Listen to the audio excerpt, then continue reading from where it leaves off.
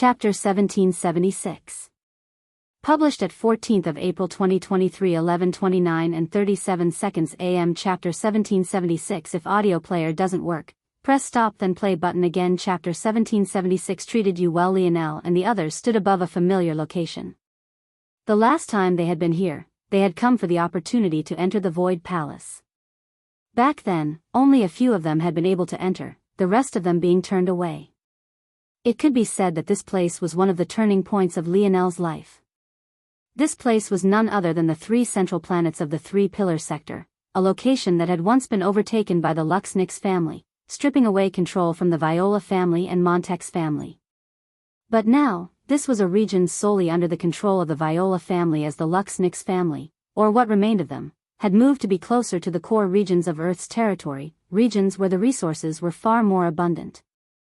Ironically, this had allowed the Viola family to finally gain exactly what it had been that they were looking for throughout the effort of several generations.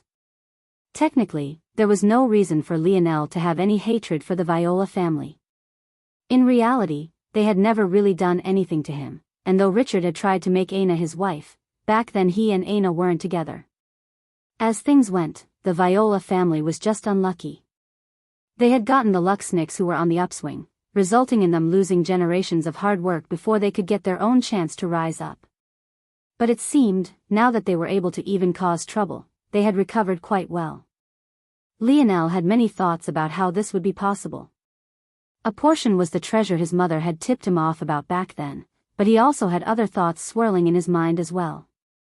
At that moment, a ship suddenly broke through the atmosphere of planet Viola. Much like the past, the airspace of the three planets was quite crowded with a ton of traffic coming in and out. Due to this, the appearance of Lionel and the others was quite inconspicuous despite the fact they stood on surfboards. Even so, this spaceship didn't hesitate to make a straight line toward them, causing Lionel's gaze to narrow. And then, a voice projected out toward them. "It is our honor to welcome your highness. If you could please follow me, I will bring you to Patriarch Viola. He is very eager to see you." Lionel didn't say anything for a long while. He had just come, but apparently his presence had already been seen through. Well, this wasn't necessarily impossible. It had already been several days since he dealt with the four families and long enough since he removed the Zoltine faith from existence. It wasn't impossible for this news to have made it to the Viola family. They knew best what they had been doing, and it was likely that they were likewise prepared to take the approach the Zoltine faith had. Toward this, Lionel could only inwardly chuckle. It seemed that everyone seemed to think that he was a pushover. His grandpa was really too casual with this sort of stuff, but that only made Lionel more curious about what the old man was hiding. Lionel didn't get the vibe that his grandfather was a passive man, nor was he the kind of man to be indecisive in action. If he was, he wouldn't have allowed over 99% of Earth's population to be wiped out just to save them the trouble of dealing with invalids. Thinking back, if Earth had formed billions of invalids, something that was likely to happen considering the huge hurdle their talents had to face, especially in comparison to other worlds, the sheer number of variant invalids that would have been formed by now would have overrun the human domain. Although he didn't like the decision his grandfather had made back then, the current Lionel was more than capable of seeing the logic. Lionel faintly nodded eventually, sorting his thoughts. Gaining acknowledgement they were looking for, the attendant manning the spaceship breathed out in relief and turned the ship around to guide them back toward planet Viola. The planet swirled with the very same violet and white colors it had the last time Lionel saw it, but the expanse of the Viola family estate was easily double the size it had been before, taking up the entirety of the planet. It could be seen at a glance that while there was a ton of traffic above the three planets, very few if any came toward this direction. It wasn't long before Lionel and the others were standing in a grand throne room, the gazes several individuals looking down toward them from all sides. This space was no less grand than the imperial court of the Ascension Empire, making Lionel somewhat amused. While the gazes they were receiving couldn't be considered outright hostile, they lacked any sort of respect one would expect from greeting a prince and empire you were supposedly subservient to. Another thing that Lionel noticed was that the ages of the individuals in this courtroom were particularly young, some were even younger than Lionel himself. While there were older individuals, they were most definitely in the minority, but in comparison to the youth, the gaze of these older individuals was even closer to hostile than the youth's. At that moment, a set of doors behind the throne opened up and a young man wearing glistening violet and gold robes stepped out, his long black hair tied into a noble bun and violet eyes seemingly piercing through the veil. Lionel recognized this young man all too well. He was none other than Richard Viola. However, his bearing was even sharper than it had been in the past, and the maturity between his brows was far more prominent. What was maybe the most shocking was that he seemed to be a middle-aged man, something that was impossible even if he didn't improve even a single step since Lionel last saw him. 20 years wasn't enough for a fifth-dimensional expert to exhibit such signs of age. Lionel's lip curled and he spoke even before Richard got a chance to sit on his throne. It seems your world spirit has treated you well. Chapter 1777.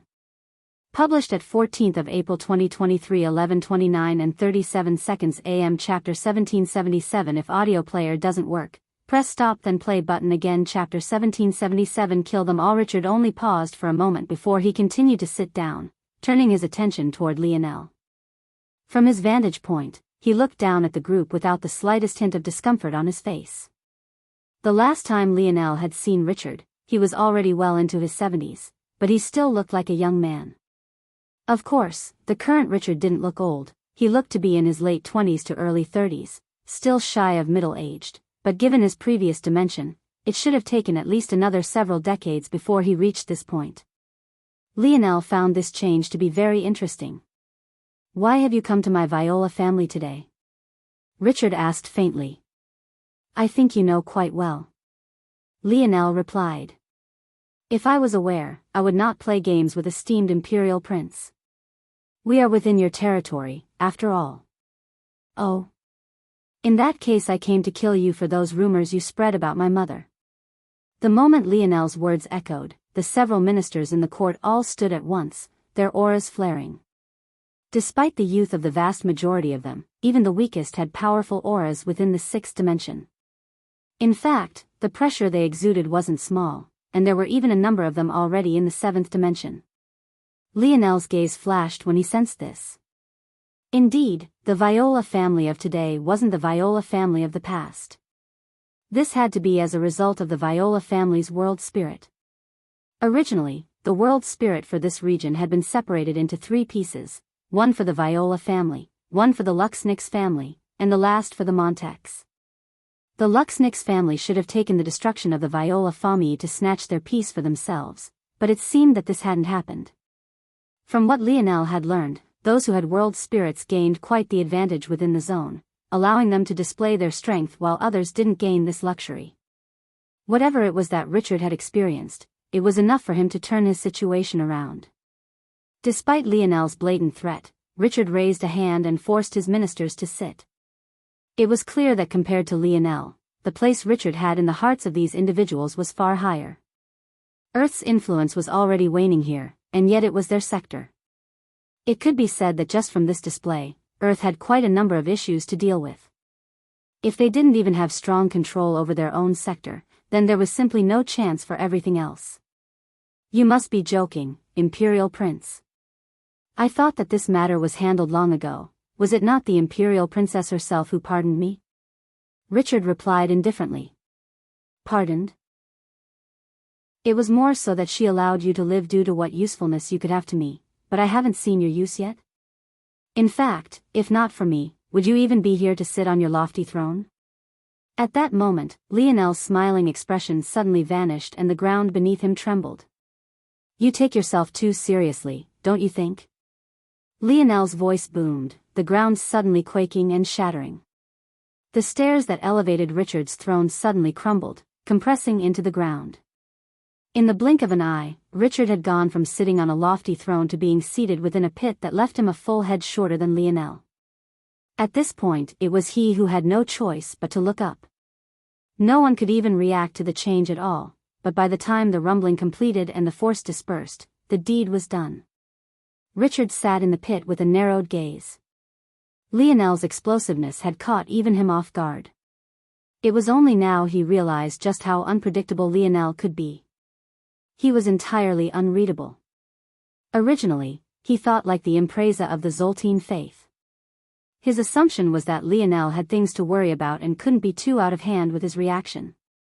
But now, he suddenly wasn't so sure anymore. Before Richard held any power in his hand, he had always been cunning and scheming. His intelligence was exceptional. If not for this, he wouldn't have been able to cause the resurrection of the Viola family so quickly.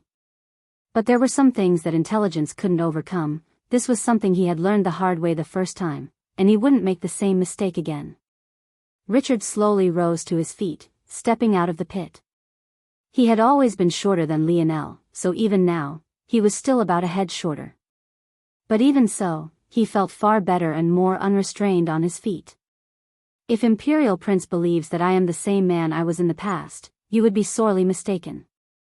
My Viola family is guilty of nothing other than fighting for territory. The only difference is that we are better than others.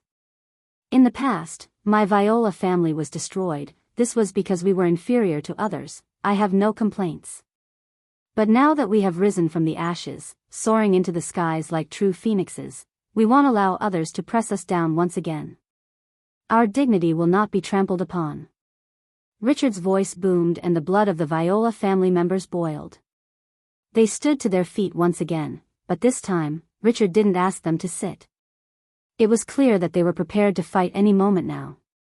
If Lionel truly didn't back down, they would even dare to kill an imperial prince of the empire. Lionel's serious expression suddenly gave way to a laugh. I left for a couple decades and I returned to find that everyone has gotten so much more arrogant. Even enemies I've already trampled once before are scurrying up again. What do your words count for? This isn't Viola territory, this is the Ascension Empire. Fight for territory? What right do you have to do that? Even if I told you to give up this planet right now, you would have to obediently do so. Lionel's pupils suddenly constricted. Before he could react, Richard's fist had already appeared before his eyes. It was simply too late to react. Bang! Lionel's head exploded into a rain of blood, bone, and gore, his final words still echoing.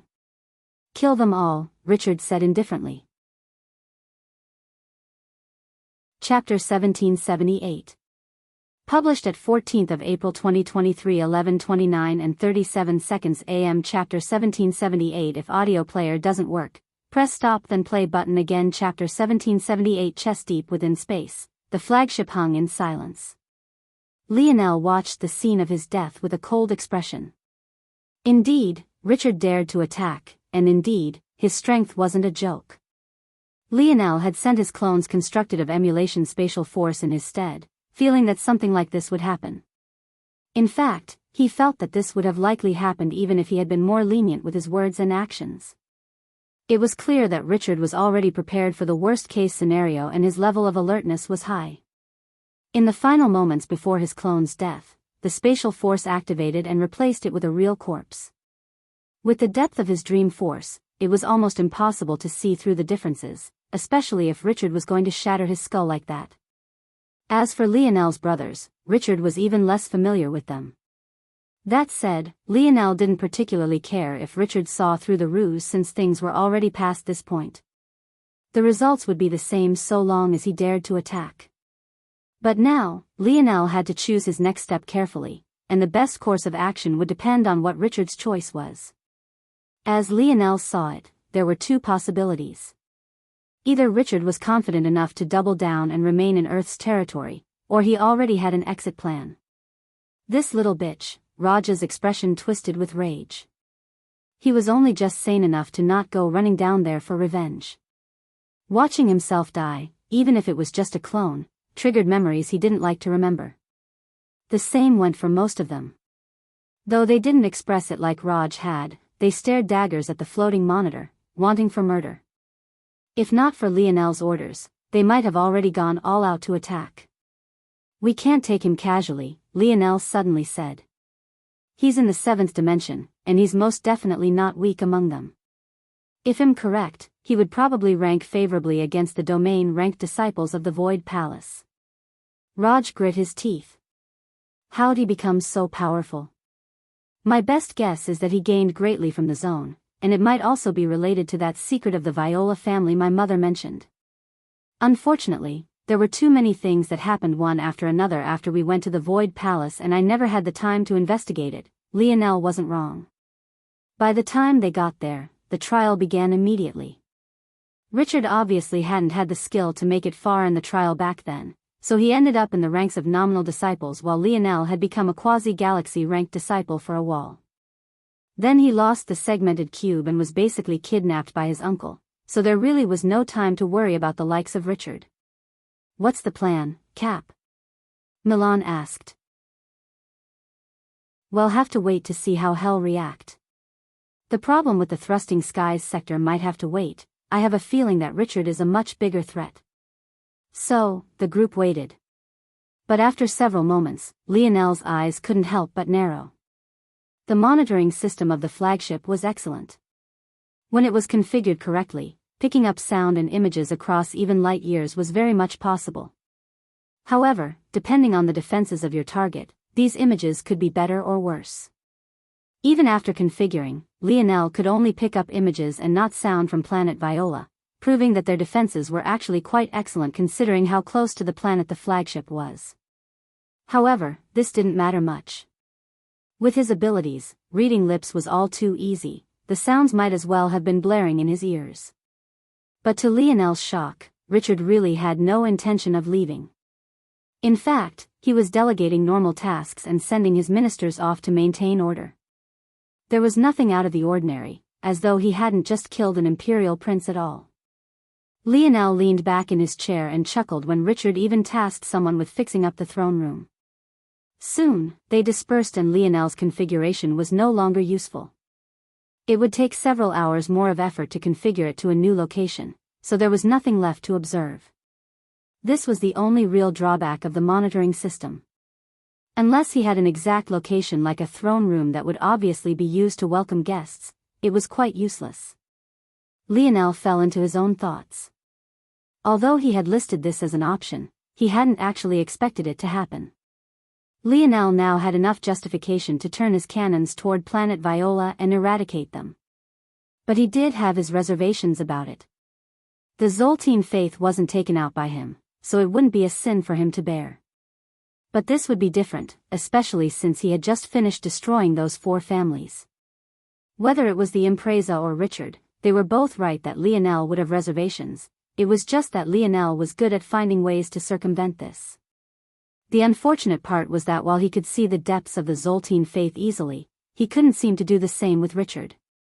This made things far more complicated. Lionel's finger tapped his armrest.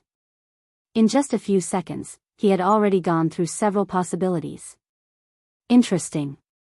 In that case, we'll have to suffocate them in other ways. It's fine if other sectors are in turmoil, but this sector, Earth sector, has to be entirely problem-free. Chaotic water sector. Thrust skies sector. 3-pillar sector. Lionel's gaze began to glow, information flying by one after another. Lionel suddenly stood, a plan formulating in his mind. Battling personally really would be too troublesome, and that of course considered the fact he wasn't certain if defeating Richard in his current state was even possible. In that case, he would just have to play some chess. Chapter 1779. Published at 19th of April 2023 10:46 and 27 seconds AM. Chapter 1779. If audio player doesn't work, press stop then play button again. 1779 in the clear. You're okay? Lionel smiled, looking forward with a hint of gentleness in his eyes. Even in comparison to the usual, his gaze for Aina was even more caring. But it was difficult to tell if this was because they had finally taken that step in their relationship, or if it was because the loss of his brothers, albeit temporary, had made his grip on what was important to him all the firmer. Aina, who had just finished recovering from her fatigue and had come out to see what Lionel was up to, was dazed for a moment. She had come out with the intent that she would either find battle or Lionel hard at work, so her mentality was there. But she hadn't expected to see such a pair of eyes the moment she stepped out. The huge pendulum swing between expectation and reality left her frozen, and not long afterward left her blushing to say. She was almost immediately embarrassed by her own reaction. Lionel hadn't really said anything be considered normal, but she couldn't help it. That feedback loop only made her blush harder. Just when Aina was feeling her most embarrassed, the sound of hooting, hollering, and whistling came from behind Lionel. She only realized then that the two of them weren't alone and there were actually 8 more people watching with rapt attention. In fact, Raj had even managed to find himself a bucket of popcorn as he eked so far out to the side that he was nearly falling from chair. Ah. You. She suddenly wanted to lash out at Lionel. Couldn't he have warned her or something? The last time she had seen Lionel's brothers, they weren't exactly on the best of terms. And now she had suddenly appeared again only to be embarrassed like this. Aina leaned forward and pressed her forehead into Lionel's chest, seemingly trying to hide. Her embarrassment had suddenly gained a hint of anxiousness. To make matters worse, she felt like she was walking around with, "I just had sex," on her forehead. Seeing Aina suddenly become so flustered, Lionel couldn't help but burst into laughter. There were 2 sides to this girlfriend of his. There was the bold Aina and then there was this version. When he first met her, it was hard to tell which version he would get. But now it just felt amusing to bring it out himself, and it felt even better when she accidentally stumbled into it herself like now. Hearing Lionel's laughter, Aina missed Yuri and Savon. She had already been thinking about trying to find them again, but now she definitely needed backup or else these hooligans would hound her to death. Yeah, I'm going to head to the Umbra family to see how they're doing for now. You all focus on the smaller tasks around the Earth's territory, make it known that we aren't letting certain things slide anymore, build up a mystique. Forget the older issues. The instant you get a new report, go there. I want to give off the feeling that we can appear anywhere instantly. I want people to hesitate before they even commit a crime. Here. Lionel flipped a palm and several masks appeared.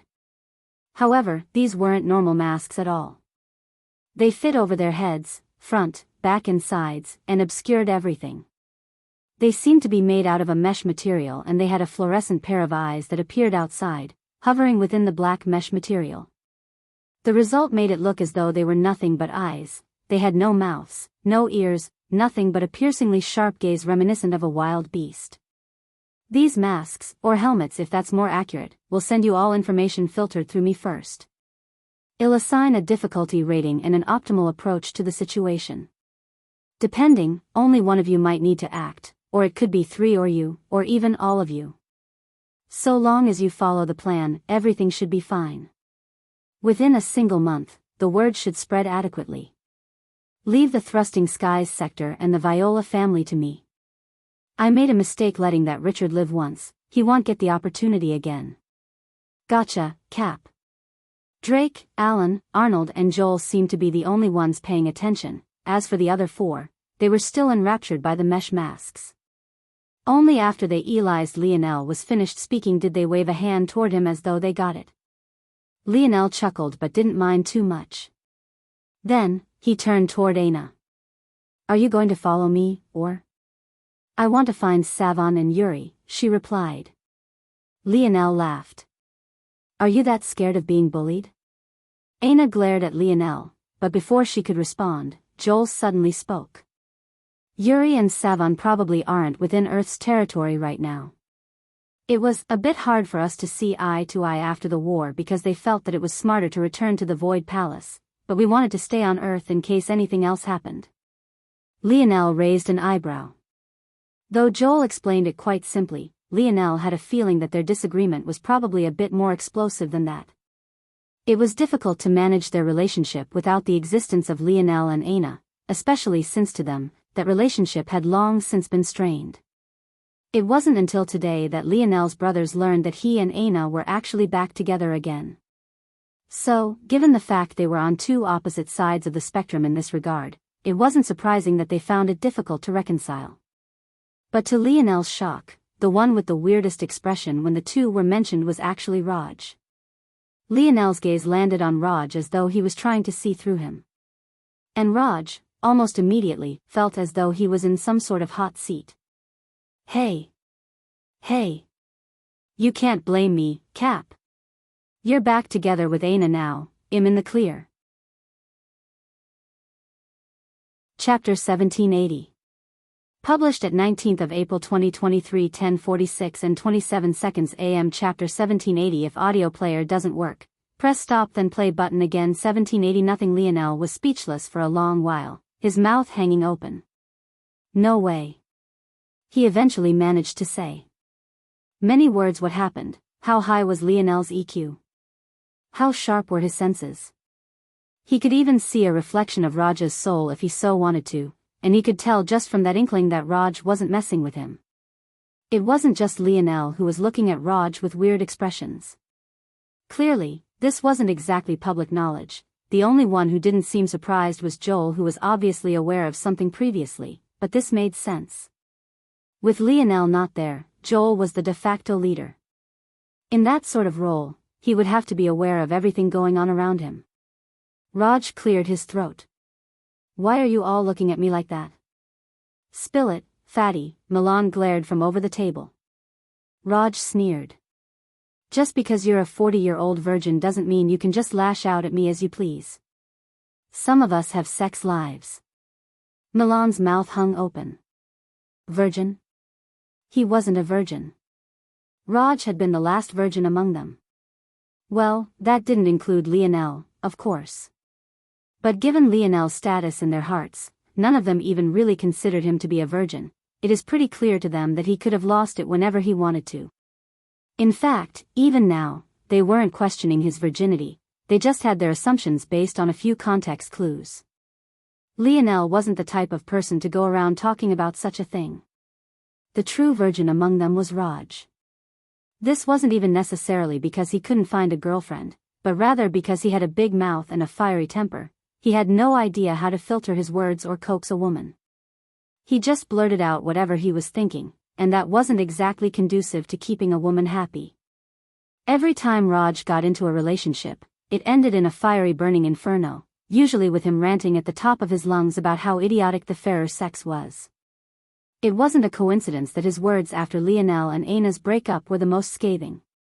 But the idea that Raj had not only lost his virginity finally, but even to one of either Savan or Yuri, left them entirely without words. This was especially so because he had never filtered himself in front of them, even talking about his dream of having a harem. But then again, since they were willing to leave him for so long, maybe they had gotten sick of his rant. Seeing everyone's speechlessness, Raj slammed his meaty palms onto the table. He could handle much of their scrutiny, but the way Alan was pushing up his glasses and even Arnold of all people was looking toward him with such interest was getting on his last nerve. Even the only person who could make him admit to such a thing, Lionel, was looking toward him as though his head was screwed on backward. You bastards. Can't you see this handsome specimen before you? Do I look like someone who struggles with women? Raj's voice boomed, causing a section of the flagship to quake. However, his reaction wasn't met with the reception he wanted and he almost deflated. Fuck. People can't recognize a good thing even when it's right in front of them. Alright, tell us what happened already. Stop throwing a temper tantrum, you big lug, Franco laughed, his gaze particularly lustful. Just tell us, who was it? Was it Savan or was it Yuri? Also, I need to tie dash. Franco found his voice caught in his throat. He coughed lightly as his head slowly turned toward Aina. She seemed to just be smiling a beautiful smile, but why was it that the air was suddenly so chilly? Ahem, Franco cleared his throat again. Less details, just tell us about your beautiful romance. Forget you all, Raj snorted. It was definitely Yuri, Lionel suddenly said, causing everyone to look toward him. I just didn't expect it. I underestimated you, big guy. Aina's own expression flickered with surprise as well, but since Lionel dared to say it, she believed him. He wouldn't be one to mess around like that. She suddenly wanted to see Yuri a lot more so that they could talk about this. She wanted details of her own, despite the fact she had given Franco such a friendly reminder. Interestingly enough, Raj deflated when Lionel finally said it, sinking into his chair with a sigh. He seemed to be regretting something, but it was already too late. It ended poorly, I take it? Milan asked. Bah, forget her. Raj waved a hand, his expression quite unhappy. But considering Raj of all people barely said anything and didn't even seem to be about to go on a rant, it seemed that this one was quite a deep one. But he eventually sat up. He had regrets when he died. Maybe there was a chance now that he was living again. Ah, forget it, Raj waved a hand in distaste. I'm not chasing after that woman, she can kiss my ass. What happened, exactly? Milan pressed. Don't speak in code, or I'll beat it out of you. Raj glared toward Milan. It just didn't end well, alright? It couldn't have been that bad, you're not even ranting about it and we had to squeeze this information out of you. I bet it was nothing, Milan replied. Nothing? Raj sneered. The last words she said to me when she left was that she'd destroy her body and make herself a new one so that I couldn't say I took her first time. Is that still nothing? Milan's lip twitched.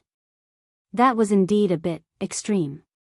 Lionel, though, had a different reaction to all of this. So that's it.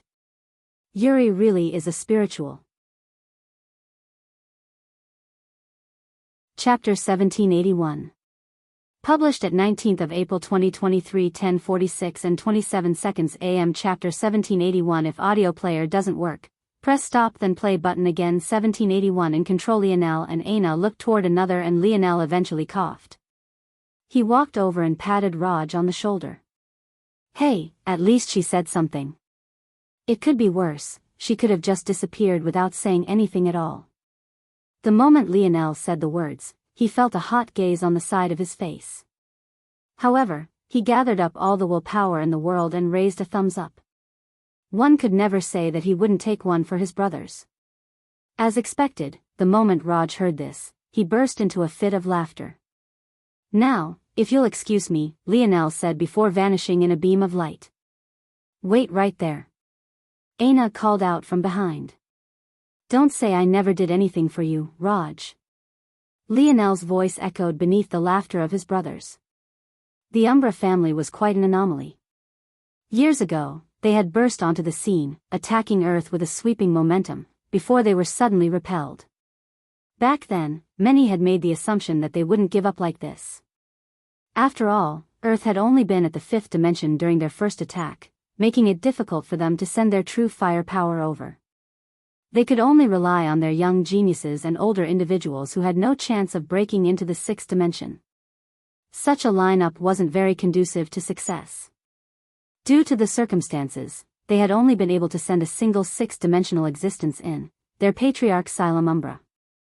But after his return, he made no movements to attempt a second attack, even after Earth became a 6th-dimensional existence and swallowed up their territory. This was odd to many observing the situation. Although the Umbra family wasn't exactly supremely powerful, they weren't weak either. Back then, beneath the Luxnix, Montex and Viola families, they were probably near first place.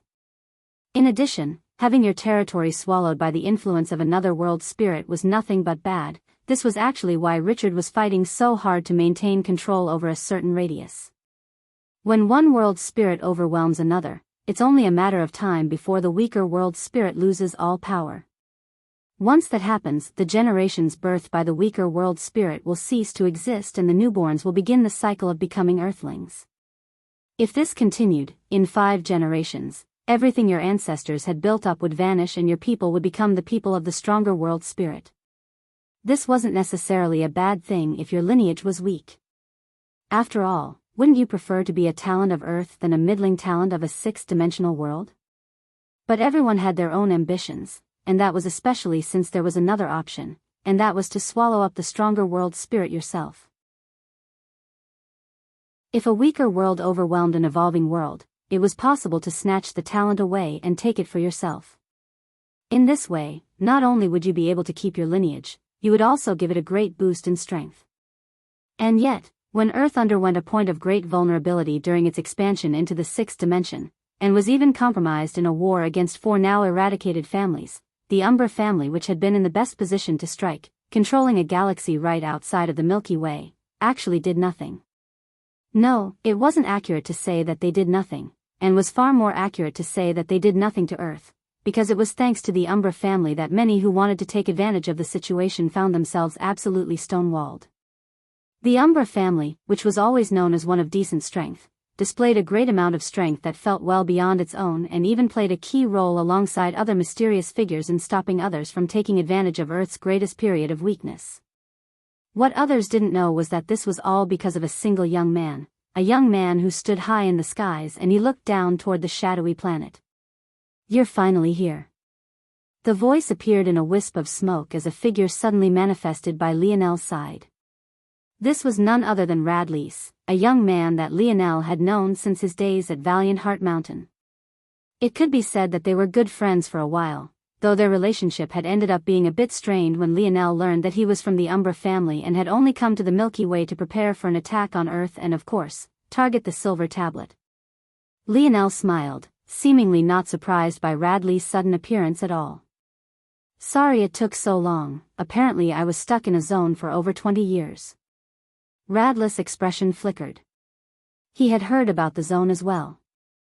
In fact, he knew a bit more about it than most considering his Umbra family's former connections with the Three-Finger Cult. He was shocked that Lionel had made it out at all. "Oh. So you do know a little something about that zone." "I was dash. You might be disappointed with how much we know, but I guess you can say that we're aware of a small bit. You can follow me, everyone has been waiting for a while." In truth, after knowing that Lionel would enter the Void Palace, they had already been ready to wait more than just a few decades. After all, one wasn't supposed to be able to leave the Void Palace casually after entering it. The trade-off in time should have been worth it, but it was just unfortunate that Lionel didn't gain the boost in strength they were expecting from him in this time period. As a result, though they had been willing to wait, the situation was a bit more strained now than it would have been otherwise. Even so, what could they do? Just the fact Lionel knew of their connection to the Three-Finger Cult meant that he had them by the balls. No matter how dissatisfied some of them might be, it was all useless. Lionel was in control. Let's go," Lionel nodded. Chapter 1782. Published at 19th of April 2023 10:46 and 27 seconds AM. Chapter 1782. If audio player doesn't work, press stop then play button again. 1782 Simple words. Compared to the throne rooms and royal courts that Lionel had been in before, the gathering room of the Umbra family was very simple. Up ahead, their patriarch, a man quite familiar to Lionel, Xylem Umbra, sat. But unlike Lionel's run-in with the Viola family, Xylem didn't seem to be flaunting his authority. In fact, he was quite eye-level with Lionel and greeted him with a nod. What was interesting to Lionel, though, was that Xylem was still in the sixth dimension and he didn't seem to have improved very much at all. But this shouldn't have been surprising considering the fact that Xylem should have already been near the peak of his potential when Lionel met him the first time. It wasn't as though everyone would have vast improvements during his absence. However, this was still a curious matter. It had to be remembered that Lionel had drawn the connection between the Umbra family and the Three-Finger Cult. Lionel had been able to draw the connection between the Shadow Tail lineage factor of the Umbra family and the higher-grade lineage factors of the Umbra family. Even so, it felt odd that a family that was able to escape the Three-Finger Cult would be so weak. It felt like it would make more sense that they were purposely putting up such a front to remain hidden, but Lionel actually felt that it was far more complicated than this. At the very least, if remaining covert was actually their main priority, they probably wouldn't have attacked Earth back then. Unless they attacked precisely so that they wouldn't stand out. If they hadn't tried to take advantage of such a good opportunity, it would have made them look more odd than not.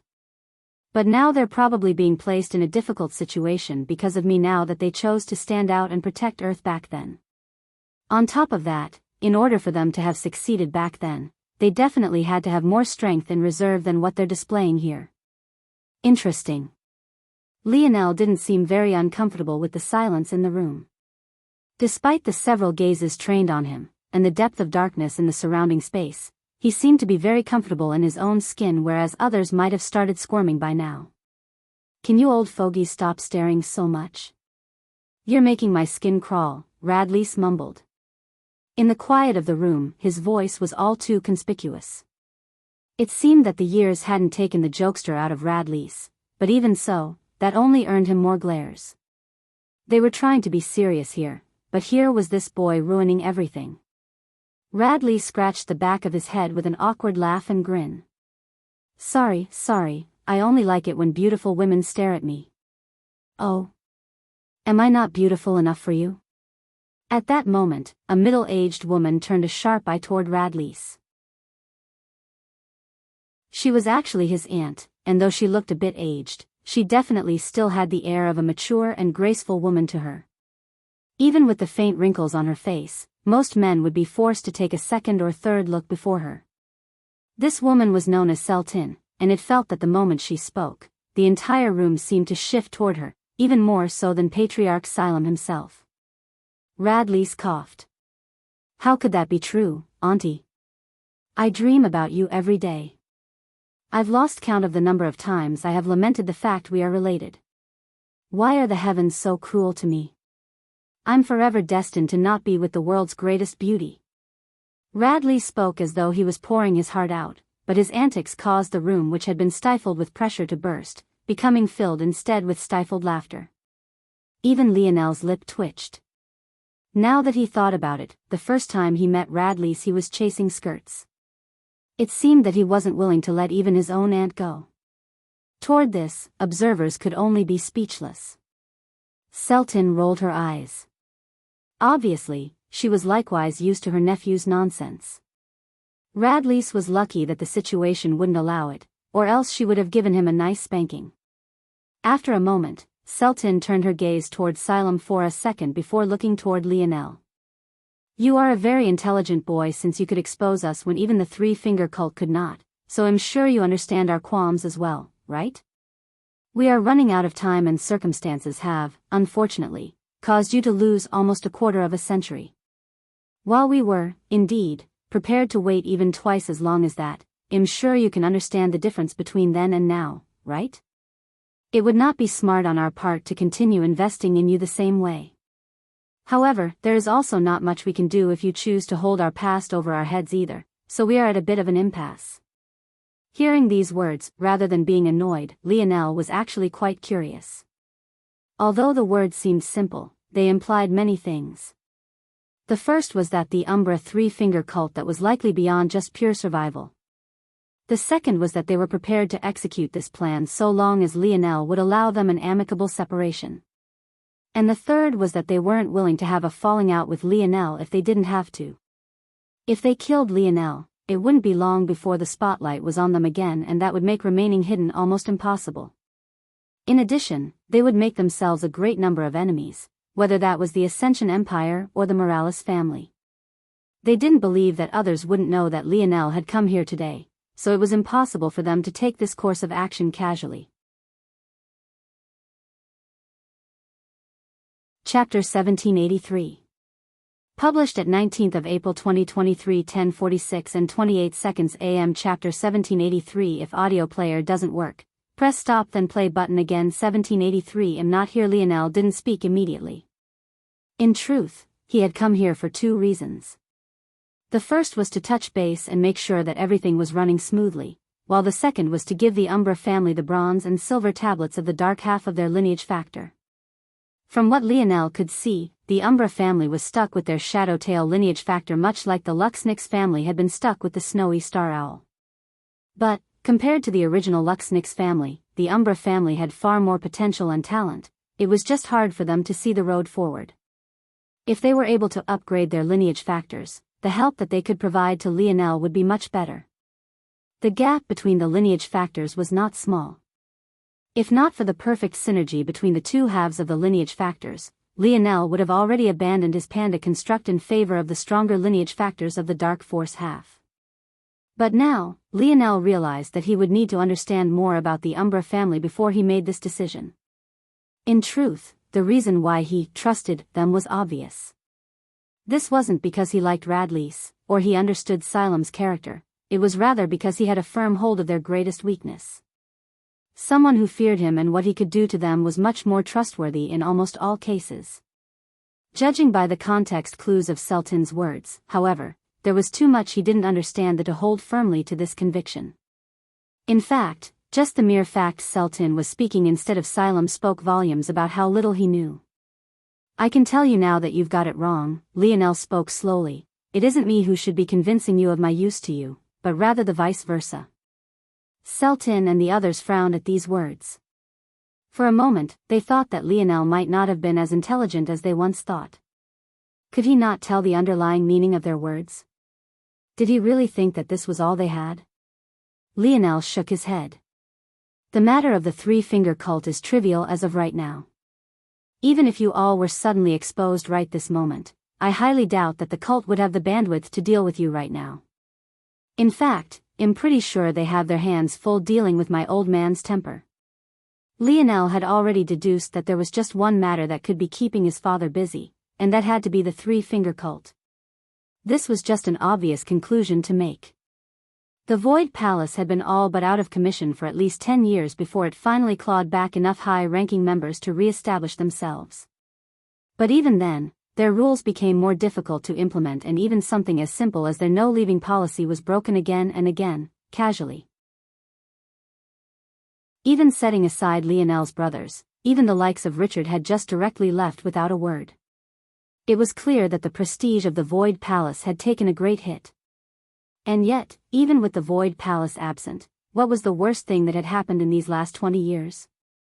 The invasion of the Cloud Race, maybe? Compared to what could have, or one could even argue should have happened, that was a mere joke. The only way that the three-finger cult could have been stalled for that period of time was if someone, or several someones with exceptional power, had stifled them at every turn. If Lionel knew of the disparaging words the three-finger cult had spoken about his old man, he would have laughed directly in their faces. To him, such words would have sounded no different from the triggered ravings of a group of losers. And, now that the Void Palace was back, the task ahead for the three-finger cult would only be made more difficult. As expected, when Lionel said these words, Sultan's expression flickered.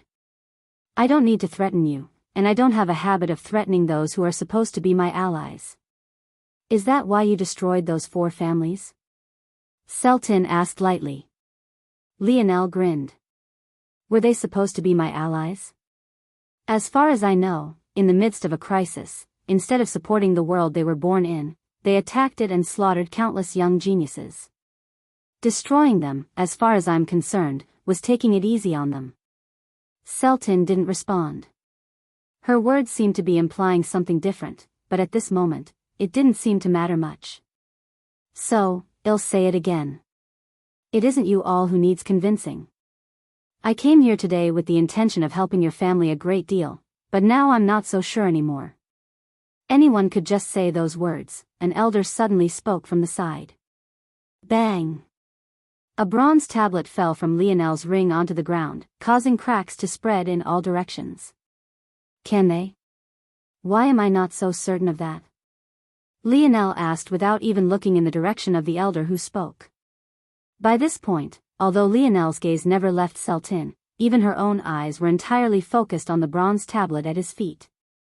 It radiated an aura that they were all too familiar with, an aura that made their hearts skip several beats. It very much at all, letting it rest at his feet without a single hint on his expression to its value. Even if you all are 1,000 times more powerful than what you've shown on the surface, I can promise that I can still leave this place entirely unscathed. So, I won't repeat myself again. This time, I'll need proper explanations. I'm not here to beg you, I'm here to lead you. I'm not here to threaten you, I'm here to show you a light at the end of the tunnel. If you don't want it, just say so and our relationship will be cut off here. Just don't think of coming back to me later. I already have a pet peeve against being tested. Chapter 1784. Published at 19th of April 2023 10:46 and 28 seconds AM. Chapter 1784. If audio player doesn't work, press stop then play button again. 1784. Beyond Sultan's gaze narrowed, but even after she looked back up to meet Lionel's, he didn't flinch a single time. In fact, it was she who felt her throat suddenly constrict as though just a thought of acting against Lionel would lead to her death. This was, of course, ridiculous, or at the very least, she thought that it should be. Even with the strength she only showed on the surface, it should be enough to deal with a Tier 1 Lionel. Let alone her true strength. So why did she feel so uncomfortable? What do you want to know? Selton finally spoke. The obvious, Lionel replied without missing a beat. Why did you leave the three-finger cult? How did you leave them? Why are you all stuck at the shadow tail level of the lineage factors? What is the true depth of your strength? The obvious, Lionel repeated. Selton's jaw set and she leaned back into her chair. Radlease, who was still standing by Lionel's side, coughed slightly, pulling at his color. Is it just me or is it a bit hot in here? This time, Radlease's antics didn't get any laughs. In fact, the atmosphere only became heavier until Selton finally spoke. Believe it or not, the three-finger cult wasn't always like this. The original intention of the three-finger cult was to save humanity. I'm sure that those who remain still believe that that's what they're doing, but as far as we are concerned, they've strayed from that path long ago. The moment they began to target fellow humans for the supposed greater good, they had already lost their way. Lionel's gaze narrowed, but he didn't interrupt. The three-finger cult gained its name from its three founders. Oddly enough, only two of them were human and the third was a demon. The other two founders, one is likely one you have never heard of, a man who called himself king, and the second was a true emperor, the first ruler of the Silver Empire, Emperor Silver I. One would think that it would be the demon who betrayed the other two, but the one who did was the second human, King. Without wasting time getting into the weeds, King turned the human race against the Silver Empire, leading to their destruction. It was said that the reason for this was a love triangle between the three, as it was probably more accurate to say that their third member wasn't a demon, but rather a demoness. The details of that period are murky to many, but in the annals of history, it had always been written that the Silver Empire betrayed the human race, turning into unrecognizable demons. One could only guess that the demoness of the three-finger cult chose Emperor Silver, and King was enraged by this. Lionel frowned. Something wasn't adding up. If the founders of the three-finger cult involved the founder of the Silver Empire, how is it that this grudge led to the destruction of the empire? It didn't make any sense. No matter what, the Silver Empire was a powerful dynasty and it had many emperors. By the time the Silver Empire fell, the founders of the three-finger cult should have long been dead. From what Lionel understood about lifespans, this shouldn't be possible. Even Wise Star Order, who was supposedly immortal, had a cap to his lifespan. This is an answer I cannot give you. All I know is that these words are most definitely the truth, because even now, King is still alive. Lionel's pupils constricted, his heart palpitating. If Selton wasn't lying, then this wasn't just a small matter. What level of strength did someone who had lived for so long have? How did this make any sense at all? Selton took a breath and exhaled. It was obvious that this was also something she thought about a lot. Our Umbra family is made of individuals whose hearts turned cold due to this decision and the few members that remain of the Silver Empire. We hope to make it back one, but for now we live in the shadows. This is why we've taken on the name Umbra. Selton shook her head. We cannot tell you the true depth of our power, as it does matter regardless. We will never show the world more than this level of strength, and even if you give us the bronze tablet to meditate upon and regain our lineage factor, we will never show it to the outside world either, not until we are ready to strike back against the three-finger cult. Ultimately, the reason we only have the shadow tail lineage factor is because for us, it doesn't manifest like a lineage factor at all. Instead, it manifests like an ability index. It is not inherited, it's instead passed down to us. The original three-finger cult didn't have strong familial ties, so it was difficult to maintain the lineage factor across many generations, and even when it did appear, it was becoming so scarce that it was difficult to display good results. In addition, since the cult only had one tablet, it wasn't feasible to allow everyone a chance to meditate on it, especially as the organization expanded. So, as a result of this, the demoness created this method of lineage factor transfer. Only by contributing to the cause could we then gain an opportunity to meditate on the tablet and thus progress. But, obviously, after our escape, we forever lost this chance and have been trying to find new methods of progression. I can only say that, this tablet is indeed very valuable to us. You are correct in your original assessment. As Selton's words echoed, flashes of lightning were sparking through Lionel's dreamscape. He felt like he was making connections faster and faster between things that had previously seemed entirely disconnected, even some things related to his grandpa Morales. But before he could even focus on those things, Lionel's mind suddenly snapped toward the demoness. A demoness, capable of passing down lineage factors as though they were ability indexes. The silver tablet was also somewhat similar to this, was it not? Just who was this demoness? And why was it that she was the only one Setlin left unnamed? For some reason, Lionel had a feeling that this demoness was far more important than Emperor Silver or King. In fact, she may very well be the reason behind it all. But this only left more questions than answers. The Void Library had no explanations of a demon race. It seemed that the only instance occurred within the human domain itself, something that made absolutely no sense. Where was that demoness during the conflict? Why did Selton gloss over her as though she wasn't a big deal at all? And why was it that the more Lionel thought about this demoness, the vaguer his conclusions about her became, almost as though someone was trying to mess with his memory? The most fear-inducing part was that Lionel could feel the movements in his dream force, almost as though a pair of slender hands was shifting his synapses and stopping them from firing properly. This person, their dream force affinity was leagues beyond his own. Chapter 1785. Published at 19th of April 2023, 10:46 and 28 seconds AM. Chapter 1785. If audio player doesn't work, press stop then play button again. 1785. Not bad. Lionel frowned and shook his head. He couldn't think straight until he, ironically, stopped thinking entirely. He could only barely manage to split up his deductions into several dreamscapes. Only when they were separate did the odd influence on his mind disappear. By the time he was finished, his heart was beating erratically.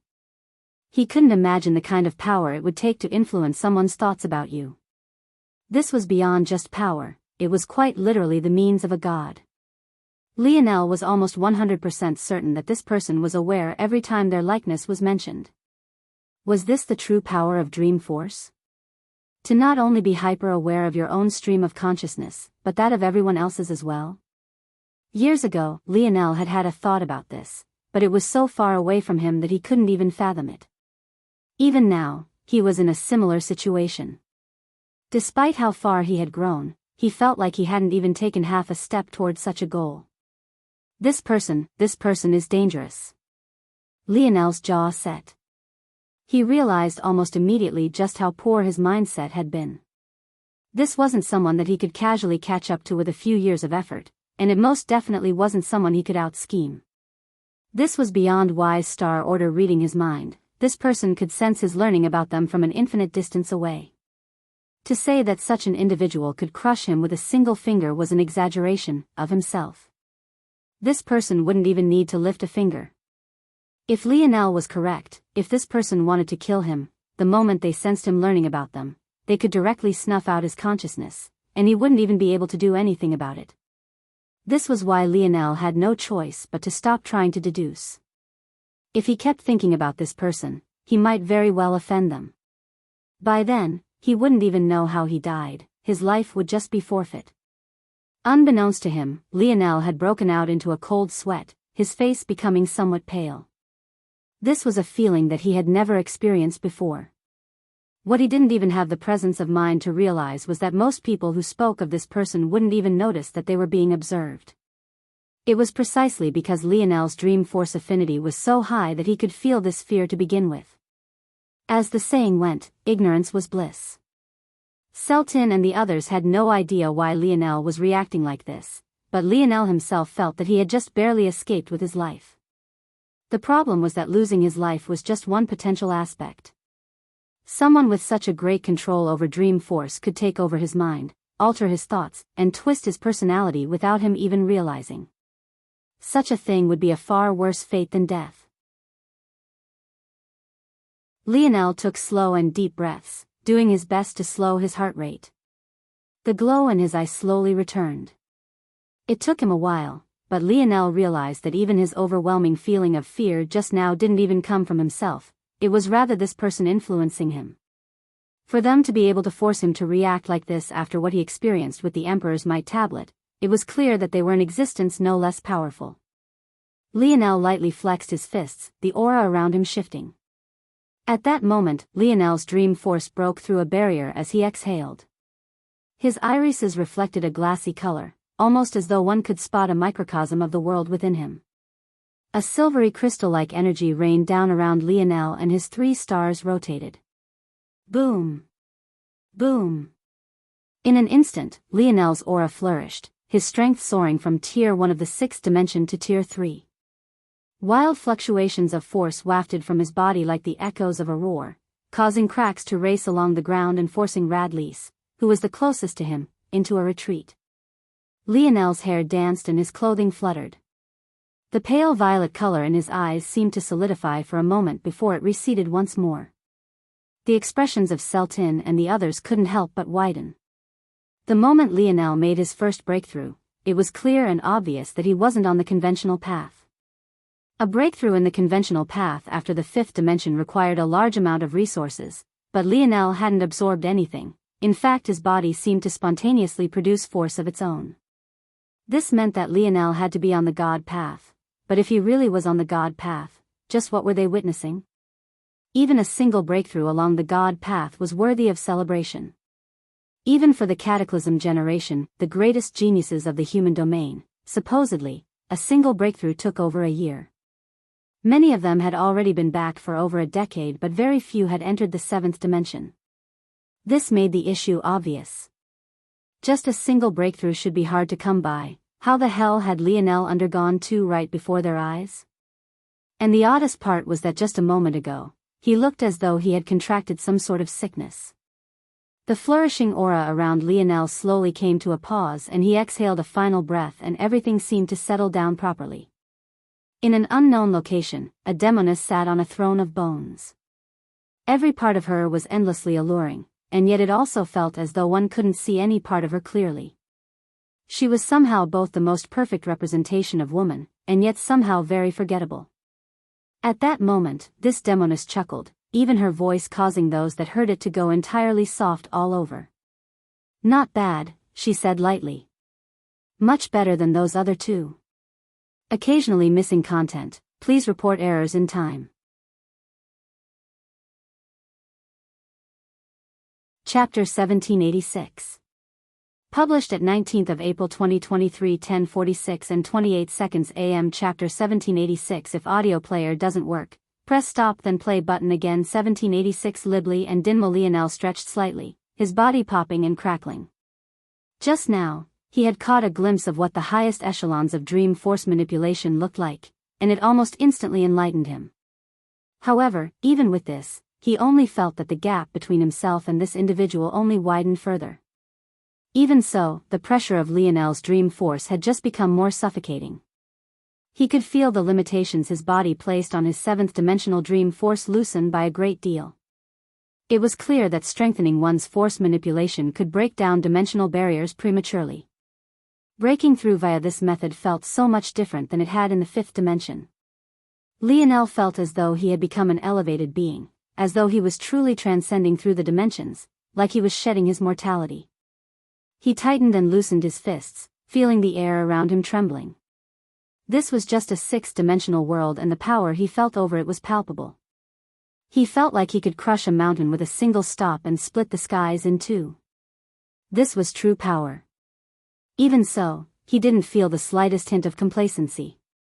The looming shadow of that figure hung over his shoulder, reminding him just how weak he was. At the same time, that hidden danger he had been sensing all this time could come around any time now. He didn't want to relax. Lionel stretched a hand forward and the bronze tablet shot up and into his hands. "Take it." Lionel threw the bronze tablet over to Celtin without much hesitation. Even she was slightly stunned. She blinked, touching the cool surface. Even now, she could feel her blood stirring within herself. She had already brought the Shadow Tail lineage factor to the peak of its potential long ago. She had been waiting for this day for too long. "Are you sure? There's nothing to be hesitant about. For what they did to my grandfather, the Three-Finger Cult will definitely fall in my lifetime with or without you all, that I can promise." But if you all are serious about following through on your ancestors' intentions, then I will invest now and reap the rewards later. Lionel waved a hand. Soon, they'll be launching a mission against the Thrusting Skies sector. Prepare an elite group of 100, whatever the best you can display for now is. I will be going to the Midas and Radix families now. Originally, I was going to have you participate in this as well, but now. Lionel looked down in his hands, feeling the strength coursing through him. I don't think it's necessary anymore. Lionel turned to leave with a smile, waving a hand. If it was before and Lionel had spoken about taking out the three-finger cult without them, the members of the Umbra family might not have been able to take it seriously. However, it could be understated just how impossible it was to have such a breakthrough in the sixth dimension. To skip a level was practically unheard of. So when Lionel spoke, they subconsciously believed him. He've expected the Midas and Radix families to be even easier to deal with than the Umbra family had with the Umbra. He had no such thing with this two-pronged family, and yet he didn't even have to shed a single hint of blood to find himself deep within their territory, face to face with their new patriarch and matriarch. Lionel knew the two of them quite well as he had fought the both of them before, Libli the petite young woman, and Dinmo, the 2.5-meter-tall behemoth of a man. After over 2 decades, their marriage had long since occurred and they might very well have children between them now. However, quite frankly, the two of them looked horrible. From what Lionel could tell, they really seemed to be on their last legs. It only took a single sweep for Lionel to understand. The Flora family? Libli managed to keep her calm after Lionel said these words, but it was Dinmo, the simple one between the two, that wore his heart too clearly on his sleeve. He reacted almost immediately when Lionel spoke, making it all too obvious that this was the case. Toward her husband, Libli could only release an exasperated sigh. The last time Dinmo had seen Lionel, he had gotten his shoulder crushed and found himself tossed into a snow globe. If not for Lionel choosing to release him back to his family, he wouldn't even be here, and it could be said that it was because of this slight goodwill that Lionel's journey here had been made so easy.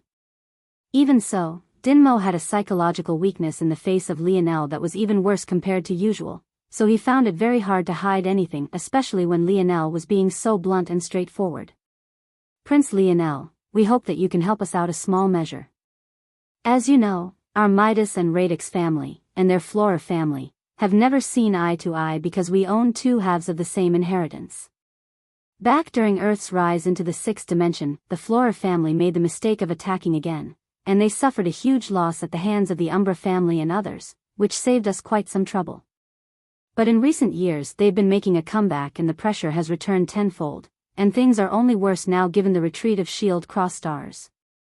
If things keep trending in this direction, our family will be finished. They've always been more powerful than us, and if not for the union of our 2 families, we would have been crushed. I know that Imperial Prince needs help from others for the Morales family heir wars, but it's impossible for you to gain the help of the truly powerful families due to the muddy politics. If you help our family to complete our inheritance by snatching away the Flora family's secrets, I can guarantee that we will be of great help to you. Libli exhaled a breath as though it had taken up all of her energy to get this out.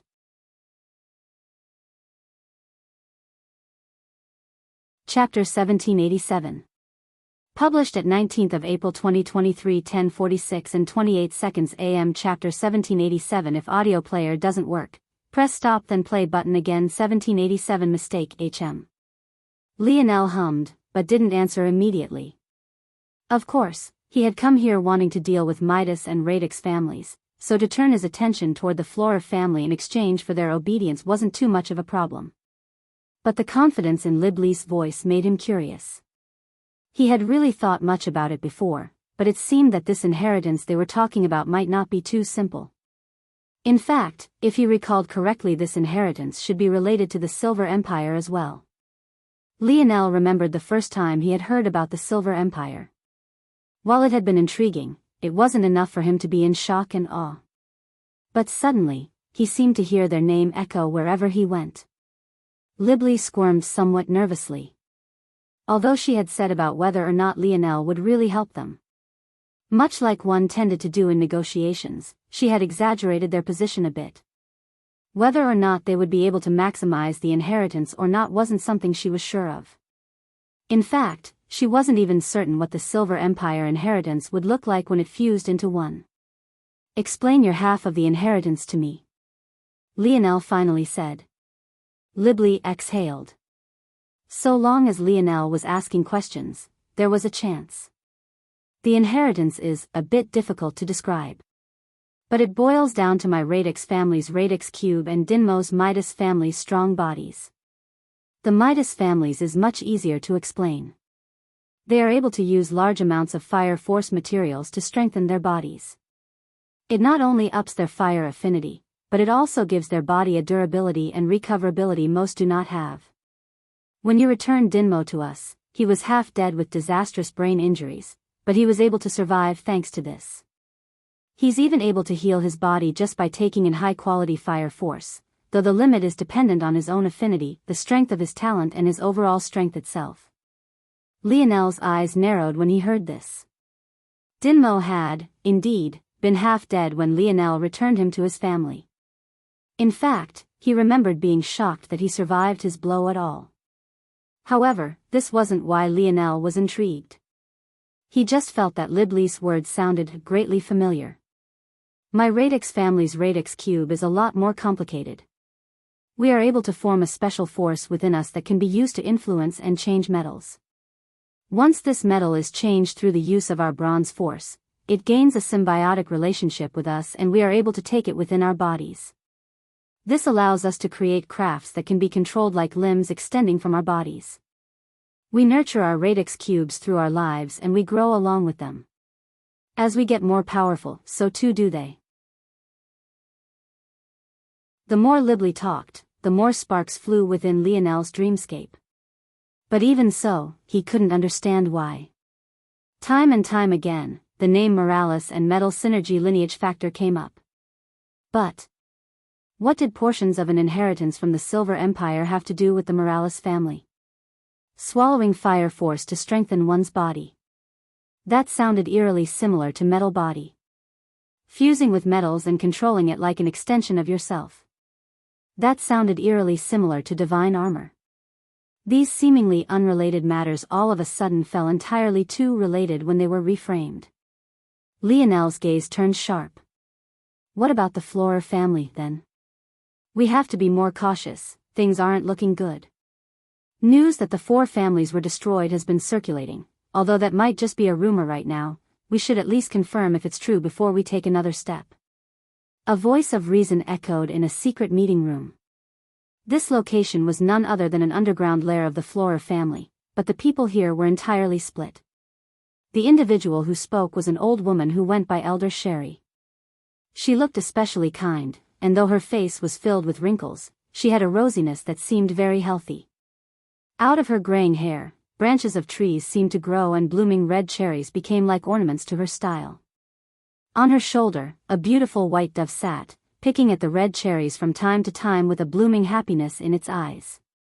By the time it finished eating one, a second would appear in its place almost immediately. This woman exuded endless vitality and was one of the 3 strongest warriors of the Flora family. Even so, she seemed to be in the minority on this day. Elders Seward and Roselia were entirely opposed to her views. I disagree, Elder Seward, an old man who seemingly had seaweed in place of his hair spoke out. If anything, those rumors should make us hurry all the more. That boy is the very one who killed little Belize back when he was just in the 5th dimension. Now that he's returned, what chance do we stand if we do not finally complete our ancestors' wishes and fuse the final inheritance together? Elder Sherry shook her head. You only need to take the Midas and Radix families as an example. Just because we have to be able to fuse it. If it was so easy, why haven't their Midas and Radix families fused their quarter pieces together in all this time? Isn't it precisely because we can make use of a full half while they can only separate it that we are so much more powerful than they are? Even after centuries of marrying, they've only just finally produced a young genius that can use the 2. By the time we succeed in producing a genius who can fuse all 3 pieces, our actions would have long since offended the Ascension Empire to the point where we would be eradicated. By then, our hard work would fall in the hands of others. I believe that this is a foolish decision that will lead to the downfall of our family.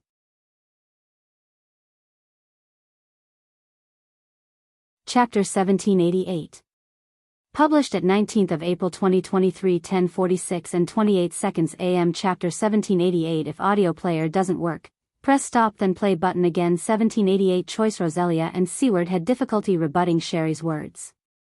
This was something the two AHD, obviously, been quite aware of. But they were simply unwilling, and what made it all worse was that this had been caused by their greed. Had they not attacked Earth back then, with how much the Ascension Empire had on their plate, how could they have time to deal with a scuffle between two six-dimensional families? Had they not been on Earth's radar, they could have used this moment to make a final push into Midas and Radix territory, swallowing them up and secretly taking advantage of commotion to retreat in secret to digest their gains. But now it was difficult even to make that argument. They were stuck between a rock and a hard place.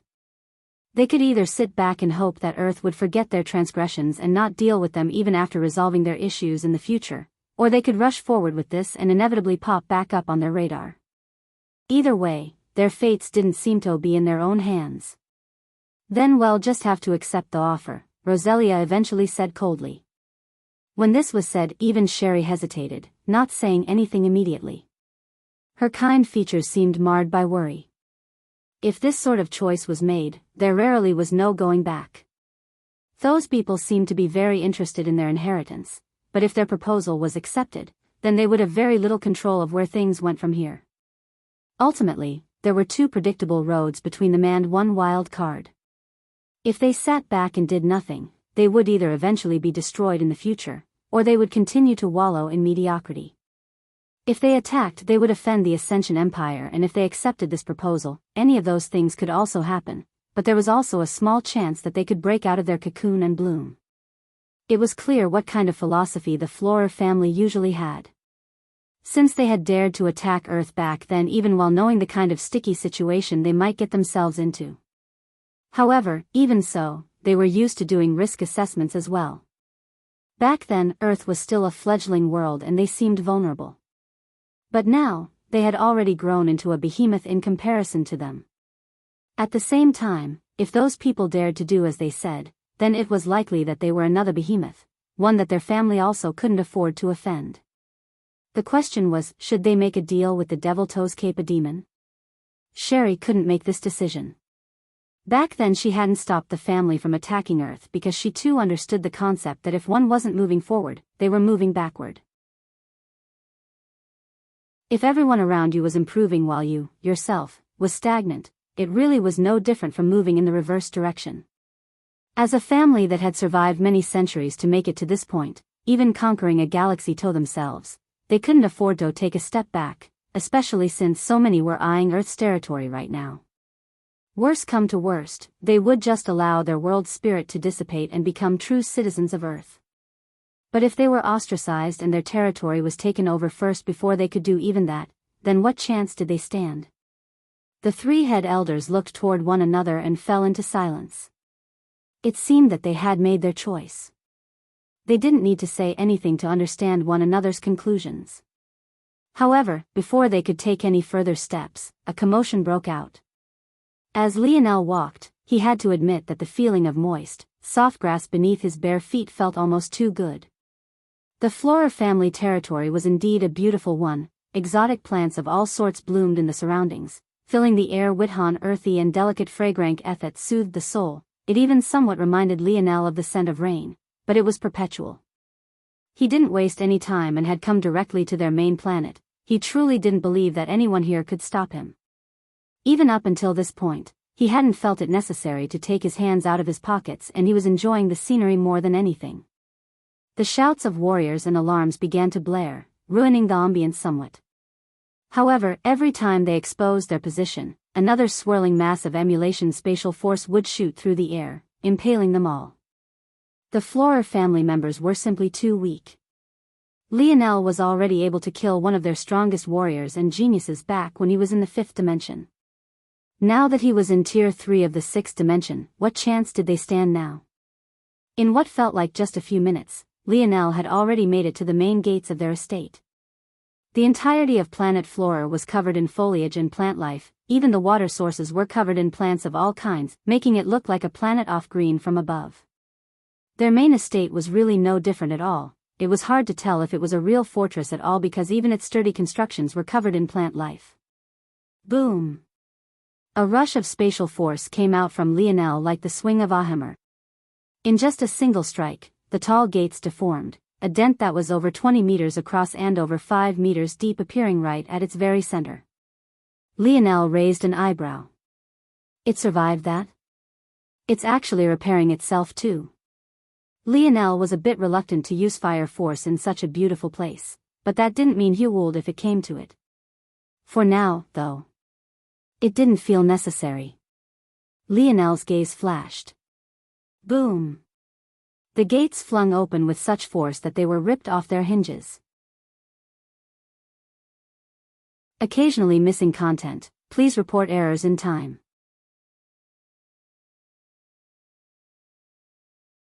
Chapter 1789. Published at 19th of April 2023 10:46 and 28 seconds AM. Chapter 1789. If audio player doesn't work, press stop then play button again. 1789. Too late. The gates flew up like artillery shells, falling in the distance with a deafening boom. At that moment, all the Flora family members that had been scrambling behind the gates froze, looking toward Lionel at the same time. They knew well how good their defenses were. It should have taken an entire troop of powerful warriors to even damage it. How could just a single person not only burst through it, but even do so with such force that the gates flew from their hinges like that? Fear took deep root within them even as Sherry, Seward and Roselia all charged out from the depths of their family estate, their eyes widening when they landed in Lionel. Although they hadn't personally been there to see this young man back then, how could they not learn of the truth from others by this point? Lionel had been able to kill Belizzi at the 5th dimension, but now he was already in the 6th dimension. Just what kind of monster had he become? The three head elders smiled bitterly in their hearts. They never thought that they wouldn't even get the chance to make the hard choice. Just when they thought they had time, their worst fears became a reality almost instantly. Even if they laid down their lives to battle Lionel right this moment, would it even change anything? The strongest among them, Sherry, was only at tier 6 of the 6th dimension, the other two were still at tier 5. They didn't feel like they stood a single chance. Lionel continued to walk forward. His steps were absolutely silent, but for some reason they felt as loud and powerful gongs in their heads. Sherry sighed. Is it necessary to take things this far, Imperial Prince? Our family offended yours once in the past, but we haven't crossed any lines since then. Doesn't Earth need more allies now? Lionel gazed toward Sherry. His eyes couldn't help but narrow. When he looked toward this woman, he couldn't muster up any emotions outside of goodwill. She looked too kind, too fragile, too warm. But that was exactly why Lionel immediately put his guard up. There was absolutely no reason why he, who had such good control over himself, should be unable to make logical deductions about a person's character. At the very least, he should be able to make assessments deeper than what he could see at a skin-deep level. Lionel's eyes shifted toward the white dove on her shoulder, his expression becoming expressionless once more. Have you been? Lionel asked lightly. 9 days ago at planet Voltrix. 17 days ago at the EU moon system. 22 days ago Prolax moon system. 27 days ago at Raytrise asteroid system. These are just incidents within the last month where your family has launched an assault against others within Ascension Empire territory. The expressions of the three elders changed. Although they hadn't been personally a part of those operations, they knew of them. Each one of them had targeted the Midas and Radix families, dealing them huge losses. They had had many more planned, but the news of the destruction of the 4 families had stopped them in their tracks. Never had they thought that the Ascension Empire had paid so much attention to them. Could it be that they never stood a chance right from the very beginning? What these three didn't know was that the Ascension Empire had, indeed, not had any time to worry about them. Instead, this was just information gathered by the networks of the Etching Metal Organization, an organization the vast majority had no idea existed, and for those that might have an inkling, it was only that, suspicions. Let alone the Flora family, Lionel had detailed analysis of the micro and macro movements of every family and organization within Earth's territories. Sherry didn't know how to respond to Lionel's words. If before they had plausible deniability, the specifics of Lionel's words made it obvious that their denial would mean nothing, and even further, that he likely had proof. The head elders smiled bitterly and the atmosphere fell into solemnity. At that moment, a laughter echoed through the quiet. Lionel slowly turned his head toward a building covered in foliage in the distance.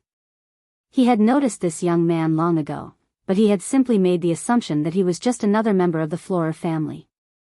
He wasn't actively scanning everyone. After all, he couldn't be expected to recognize all of their faces as he had never been here before. However, the moment he paid attention to this young man, Lionel realized that his soul was different compared to everyone else here. He knew immediately that he wasn't related to the Flora family. When Lionel realized this, he became more serious about scanning the air, his powerful internal sight surging through the region. 2. 5. 6 of them including him. All right. The young man was caught off guard by the fact that Lionel immediately turned his attention calmness about him. But, what shocked him even more was what came after this. I haven't killed any members of the Three-Finger Cult in a long while. Why don't you stop laughing and draw your blade? If you don't, I won't give you another chance to. The expression of the young man and the other 5 changed almost immediately. They never thought that Lionel would be able to actually name their organization so casually. How could he even tell? For the current Lionel, such a feat was all too easy. Scanning a person's soul told you a lot more about them than just generally scanning their bodies.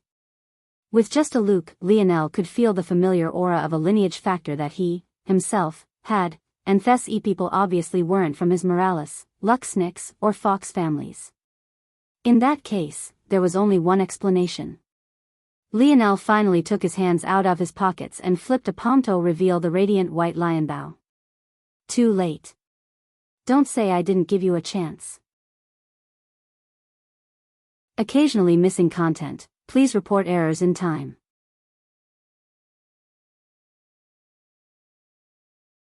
Chapter 1790. Published at 19th of April 2023 10:46 and 29 seconds AM. Chapter 1790. If audio player doesn't work, press stop then play button again. 1790 Twin bang. The head of the young man snapped backward, a bloody hole appearing on his forehead. He seemed to enter a slight lull for a moment before his head exploded, a rain of blood and gore spreading in all directions. Lionel didn't show the slightest hint of mercy. The Three-Finger Cult was an existence that was akin to the oil to his water. As many as he met was exactly as many as he would kill.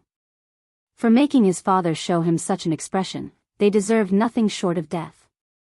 Sherry and the others shivered. They had no idea that young man was still here. He was the one who had come to them with the earlier proposition. But they had never thought that rather than leaving, these individuals would have still been here monitoring their movements.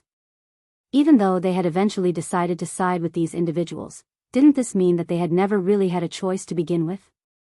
And yet, this person they had feared had been shredded to pieces by just a single attack of Lionel's. Lionel's fingers flickered and more arrows appeared from the segmented cube. He knocked 3 at once, pulling back in one fluid motion as his hair fluttered in the air. He locked onto several targets at once. In his eyes, they might as well have been standing nose to nose. In such a situation, how could they avoid him? SHUU. SHUU. SHUU. Lionel released his bowstring, the roar of a white lion echoing with a sonorous resonance. At that moment, the other 5 who had all been hiding in the general vicinity, seemingly with the intention of blending into the family, all erupted with their greatest strengths at the same time. 3 punched out at the same time, shattering Lionel's arrows. Even so, 2 of them grimaced in pain as the bones in their hands fractured, and the last of them was even more unlucky, losing their entire fist to just a single arrow. All 3 stumbled back, their steps causing the ground to crack and shatter. Lionel had already pulled out 3 more arrows before the first ones landed, pulling back with a movement just as fluid and releasing. The world seemed to be devoid of all noise. the whistling of Lionel's arrows fading as they became faster and faster. The remaining two hidden experts shot into the air, radiant silver-black wings extending from their backs. Lionel recognized it immediately as the dusky steel bat lineage factor. The last time Lionel faced the three-finger cult, they had even sent someone with the Aurora Black Panda lineage factor. The fact that this seemed to be the best this squadron could muster, it was obvious that they had sent a far weaker lineup this time around. Even so, they were actually arrogant enough to provoke Lionel despite knowing his identity. It could only be said that they had overestimated themselves. Lionel's 3 arrows spiraled around one another, appearing before one of the flying experts as though he had already guessed exactly what would happen. Ping! Ping! Ping! The expert quickly protected himself with his steel wings. The dusky steel bat was well known for both its speed and the defense of its wings. Even so, Lionel's attack left 3 heavy dents in the enemy's wings, sending him flying into the distance. Before he could even react, a 4th arrow appeared before his forehead, shattering his skull to pieces. The last look in his eyes was nothing more than sheer moments. He couldn't believe he had died so easily. What he didn't know was that Lionel was impressed that any one of them had survived more than just a single arrow from him. The fact they could just went to show the sheer amount of talent was raising. Anyone who could survive more than a single strike from him while being in the 6th dimension had a right to be proud of themselves. These were Lionel's thoughts. Twang! Lionel's arrow suddenly exploded with speed in the air, catching the second dusky steel bat lineage factor wielder off guard. Seeing how their companion died, she had thought that she would at least be able to block the first strike. But the sudden acceleration of Lionel's arrow caught her completely off guard. His head snapped back with a bloody hole. There was simply no chance as her head exploded before her body even hit the ground. Lionel had already knocked 4 more arrows. If one was following his pupils, before his enemies even faced a fatal strike, he had already looked away from them. The confidence in his archery was untouchable. With a bow in hand, he was invincible. Lionel released his arrows, but this time, his gaze narrowed. Even when it was just a mere 3 meters from his target, his expression didn't become any better. To anyone else, there was absolutely nothing there, but Lionel didn't seem happy at all. As expected, when the arrows entered a 2-meter, a figure appeared from seemingly nowhere, a delicate hand waving through the air. As though this beauty was plucking grapes from a vine, she snatched Lionel's arrows out of the air, caressing them in her fingers and cradling them to a stop. "They are no longer of any use, we will leave now," she said lightly. "I've gotten what we need." Her voice was beautiful beyond compare. As her white robes fluttered along with her veil, she looked like an absolute goddess, and her voice only made one want to protect her future. Battling her would be the furthest thing from anyone's mind. And yet, this wasn't something that Lionel was thinking about. Rather, despite the obstruction of the veil and the fact his visual senses wanted to tell him that he had never met this person before, his far sharper senses were telling him a different story. "Anya?" Lionel mumbled. "No, you aren't her." "A twin sister?" Lionel seemed to speak only for himself, but the ears of those here were too powerful given their dimensional levels.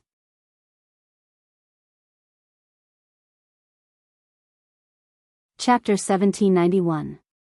Published at 19th of April 2023 10:46 and 29 seconds AM. Chapter 1791. If audio player doesn't work, press stop then play button again. 1791 Death. The woman seemed to look toward Lionel for the first time, but it was for no other reason than the mention of Anya. She didn't seem to see Lionel at all. In fact, it looked as though she was looking through him, a feeling that many of Lionel's enemies had experienced at his hands. However, Lionel didn't seem to care very much. True confidence and arrogance stemmed from thinking little of what others thought of you. Those who would be enraged by such a thing clearly had something to overcompensate for. As far as Lionel saw it, this was only confirmation of his thoughts. Lionel's gaze shifted toward the ring on the woman's finger, his gaze flashing. His Bao domain lineage factor activated and his vision seemed to implode with spatial force. This was the truest extent of the Bao domain lineage factor, the capability to activate force from your sight. Since Lionel couldn't make use of the full lineage factor since he lacked the complete form, he could still accomplish this much. His vision pierced through the veil and entered the spatial device on the young woman's finger. In an instant, he saw everything within her private ring, ranging from her undergarments all the way to what he was truly looking for. An inconspicuous object was neatly tucked away in the corner. Although he had never seen it before, Lionel was absolutely certain that this was where the half of Silver Empire's inheritance was. Before he had gotten to it, this woman had made it there first. At first, the young woman was confused about what she was seeing. But after a moment, she seemed to have deduced what had happened. In one moment, she was stunned, and in the next, her placid glaze was marred by fury. She seemed to forget that there were people she was here to take away. Her aura alone caused the three that had managed to survive to erupt into a cloud of crimson. Lionel didn't react much to this at all. He assumed that she was angry because he had seen her personal property, but he simply didn't care. In fact, the more time she spent angry instead of using whatever method she had prepared to escape, the better. He obviously couldn't let her leave with the inheritance. As for seeing her undergarments, if he really wanted to, he could see her naked right this moment. Most could use their own personal strength to cancel out the Biyao domain lineage factor, but Lionel had a very unique set of abilities that made it very difficult to do so unless you had a large power advantage over him. If this woman was truly Anya's twin sister, there was no doubt that she was a top-class beauty, one rarely seen, no less than Aina. But he simply didn't care. No beauty outside of Aina herself had ever moved him, and he doubted that would ever change. This woman could be stripped naked before him and he simply wouldn't care. "You have a death wish," she said coldly. Lionel didn't respond, his bow disappearing in place of a white gold spear. His absolute spear domain flourished, an illusory cyclone of gold dancing around him. The aura was so oppressive that the members of the Flora family were forced into a retreat, buildings in the surrounding area threatening to collapse. The young woman, Harmony, took a step forward. But just as she did so, she looked up and her face seemed to scowl beneath her veil. Clearly, someone was communicating with her. She looked back toward Lionel and sparks seemed to fly in her beautiful eyes, her ample chest heaving. She seemed to be memorizing Lionel's face for the future, her murderous intent towering like a malevolent tornado. After a moment, she exhaled a breath and flipped her palm over to reveal a plaque which she immediately poured her force into. Strong spatial fluctuations emitted in all directions until she was enveloped with a swirling portal. She vanished. However, from start to finish, Lionel hadn't moved. A moment later, Harmony took a step out and her pupils constricted when she realized that she was actually standing in the same exact spot. Her head turned back to find that Lionel was looking toward her indifferently. "Valiant seal," Lionel said lightly. At that moment, in the surroundings, 4 pillars rose out of the ground, causing the earth to crackle and quake. The pillars pulled themselves out of the ground, radiating with beautiful bronze and silver lights bloomed along his body. Harmony realized at that moment that the space was entirely sealed, and not by some treasure, but rather by Lionel himself. Her gaze couldn't help but narrow. This was no normal feat, not at all. Lionel began to walk forward. "Finger cult members appear before me is the number that will die. You overestimate yourself a bit too much." Harmony regained her composure. If Lionel could see into her spatial ring, he could obviously see what trump cards she had in hand and would obviously be aware of what methods of escape she could use. From that moment, he had already prepared a counter for it. Lionel wasn't just talented, he was scheming and highly intelligent. "Even so, I think the one overestimating themselves is you. Keeping me here is the worst mistake you could have made. You had a path choosing death." Harmony's white dress fluttered, a silvery black energy wafting out in all directions from her, the aura of a Tier 4 expert coming out from her in waves. Lionel immediately recognized this energy as the very same energy which had dissolved all the strength from his arrows. Feeling it now, he was even more certain of what it was. Death force. A pair of white horns grew from Harmony's delicate forehead, her pupils growing to the point they almost swallowed up her irises entirely, forcing them to become rings of gold. Her white hair fluttered, being contrasted with the silvery black energy. Lionel was sure now.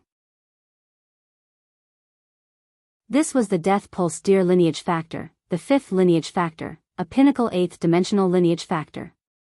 Harmony reached out with a hand, and a scythe formed of white bone and creamy pearl manifested, the pole arm and menacingly curved blade connected by a glistening red ruby twice the size of an adult's head. The pole arm alone was at least 3 meters, and the curve of the white blade was at least 2 meters. Shying. Shurring. Shurring. You want to kill death? Harmony laughed, her gorgeous voice still causing those who heard it to go soft. Fool. I'm going to enjoy skinning that handsome face off of your skull. Harmony's scythe danced and spun in her hands before she suddenly attacked.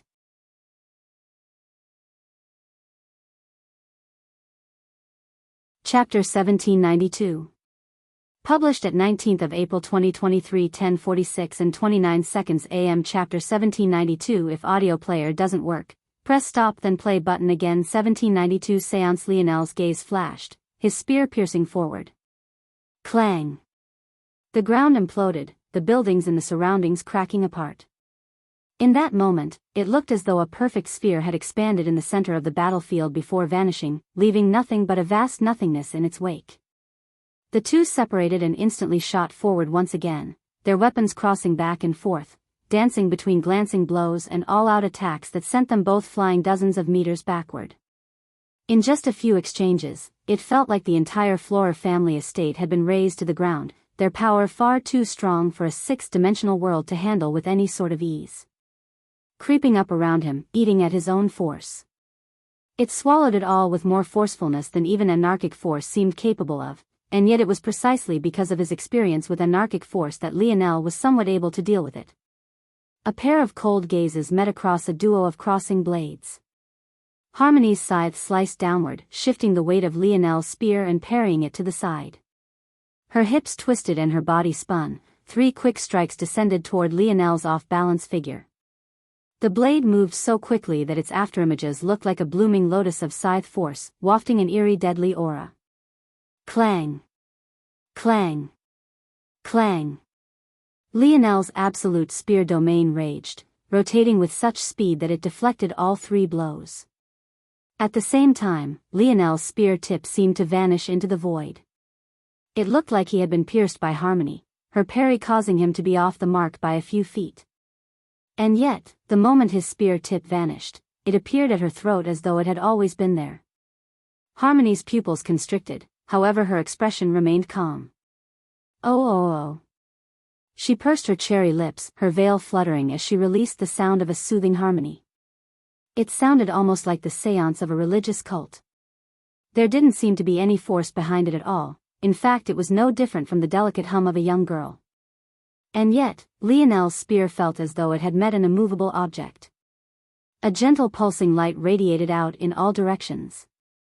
When it met Lionel's absolute spear domain, it passed through it as though its substance at all. When it met Lionel's bronze aura, the outcome was the exact same. It crashed into Lionel's body, sending him flying backward. Despite the slow speed of the pulsing light, Lionel felt as though he had been hit by a speeding truck, his body flying out like an arrow out of a bow. At the same time, a dense, dark energy began to eat at his skin and the force within his body. Lionel grunted, a surge of vital star force rushing through his body and crushing the death pulse force. He spun through the air, trying to regain his bearings. However, before he could, Harmony appeared above him, her scythe swinging down like the vicious stinger of a scorpion. Lionel's expression remained cold and indifferent, his spear piercing upward. His blade seemed to draw a line in the skies, even in such a compromised position. He didn't seem to lose any momentum or torque at all. Bang! Their blades crossed, but Harmony pulled back faster than usual, suddenly kicking down toward Lionel, her bare heel colliding with his sternum. Lionel's body shot downward like a meteor, a harsh whistling sound echoing through the surroundings. Just as he was about to land on the ground, he flipped, landing heavily on his feet. All around him, the earth shattered and crumbled. Up in the skies, high above, Harmony spread out her arms and legs like a starfish, her scythe being held tightly in one hand as she free fell. The wind rushed by her and fluttered her robes, a malevolent expression on her face as her tall horns suddenly began to spark. At first, it just looked like subtle arc-soft lighting, but very quickly, it was as though the void had been torn apart and a small rotating black hole-like sphere took form, pulsing every time it expanded in size. In just a few breaths, it was over 10 meters in diameter, and Harmony opened her soft cherry lips once more, her veil wildly flapping in the wind. "Yu-yu-yu-yu-yu-yu-yu."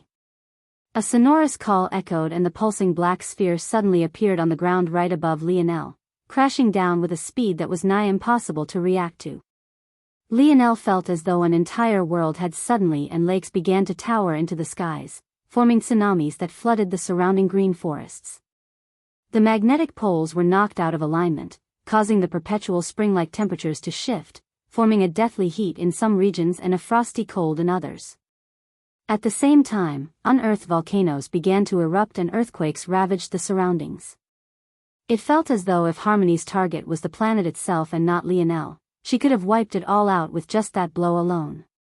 Harmony was enveloped by the pillar of her own attack, but she continued to descend, her scythe slicing downward and splitting it into two. Her gaze was filled with a fiery light. She wanted Lionel's head. She hit the ground. Bang! Roar! Her palms slapped together, catching Harmony's scythe blade before it could descend any further. The claps echoed like the roars of thunder. Occasionally missing content, please report errors in time.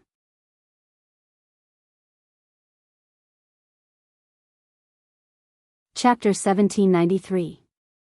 Published at 19th of April 2023, 10:46 and 29 seconds AM. Chapter 1793. If audio player doesn't work, press stop then play button again. 1793 Defensive Path. Lionel's three-headed and six-armed dark gold panda construct roared, the bellow of chest dispersing the death pulse force in the surroundings.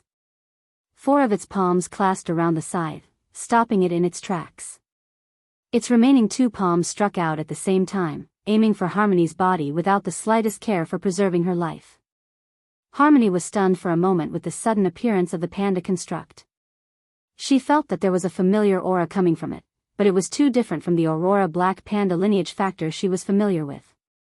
If she had time, she might have been able to deduce what was happening, but before she could, those two palms had already appeared before her. Harmony's surprise turned to a sneer. A construct made of force was what she feared the least. Second before her death pulse force corroded all the force it was constructed out of. However, before her death pulse force could cause Lionel's panda construct to collapse, Lionel's lips moved. Lotus domain. Harmony's pupils constricted. The change was almost instant. The death pulse force she was so proud of became a force she couldn't even recognize, turning from a silvery black to a radiant white gold. The white gold force exuded a surging vitality and life force that completely countered her death-type force. Bang! The two palms landed on her body. With the size of the panda, each was 3 feet long alone, so it truly felt as though her entire body was suddenly being ravaged. The air was entirely knocked out of her body and she shot backward, leaving fiery streaks in the skies. What shocked Lionel, though, was that she managed to hold onto her scythe, flying backward with a tight hold on it. Even so, Lionel's starry light domain activated and he appeared above her flying body in a single instant, striking down with a rain of palms. She managed to block a few, but once again, Lionel's last two palms were her downfall.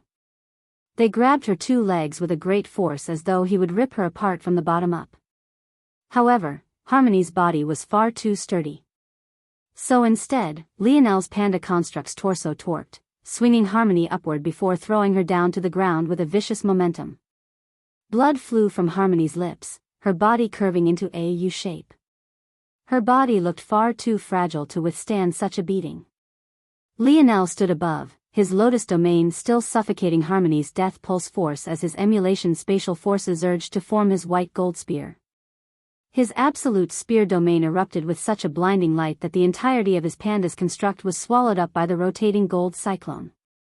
He pierced downward with all the momentum he could muster, space trembling and cracking beneath his might. Suddenly. Screech. A malevolent dark force rose into the skies. Lionel felt as though his spear construct had entered a quagmire it was unable to extricate itself from. His pupils constricted. Shadow Sovereign. Lionel had expected this to be a possibility. The concentration of Shadow Sovereign talents that the three-finger cult had were far too many, and he had a feeling that Harmony's use of it and her shadow world was on a completely different level. Harmony vanished from the ground in a swirl of darkness, appearing in the skies with 9 pulsing black holes hanging around her body.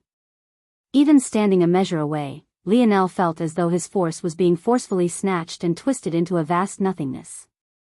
His expression couldn't help but turn serious for the first time. Shadow Sovereignty had many paths. Blackstar had the greatest ability to bolster his mimicry by feeding the blood he had to this point. Harmony seemed to be most talented in the defensive path, but it wasn't just that. Boom! At that moment, the 9 black holes rotated and a familiar force shot out at Lionel, appearing before him in the blink of an eye. Lionel recognized it almost immediately. This was the very same force he had just applied to his spear strike. Now it was coming back at him even faster than before. Lionel's panda construct roared, swinging out 2 pairs of arms to the side and forming a large amount of dark blue force. Lionel's gaze flashed and he completed a magic art, taking the formed void star force and forming them into a pair of shields. If members of Shield Cross Stars had been here, they would have felt that this shield looked eerily familiar. However, in comparison to theirs, Lionel's was hundreds of times more powerful. How could it not be? It was formed using the strongest water force in all of existence. Boom! Lionel's shields shuddered for only a moment before they dispelled the attack, but in that next instant, Harmony had appeared to his side. It seemed that even if she focused on this aspect of her shadow sovereignty, it didn't mean that she couldn't use the other aspects. In fact, with her talent she might not have any weaknesses whatsoever. Harmony looked like the incarnation of a demon warrior goddess, her white gown streaking with black fog and her golden irises turning into a fierce dark gold while the whites of her eyes turned entirely dark. Even the scythe in her hands was now pulsing with black veins. When she swung down, space shuddered and collapsed, the single line of crimson blood trickling from her cherry lips seeming to be particularly tragic. But even so, her strength was menacing and her backdrop was the eruption of pillars of lava. Die! Her voice was entirely ice-cold, the harmony seeming to make her strike even more powerful than before. Lionel pierced outward to meet her scythe with the hands not holding his twin pair of shields, but his brows jumped almost instantly. Her scythe passed through his spear construct as though it wasn't there, even severing his panda construct in 2 and aiming right for his real body. Lionel roared and thrust out with his real spear, but it almost instantly cracked and then split in 2, the scythe continuing toward his head and chest.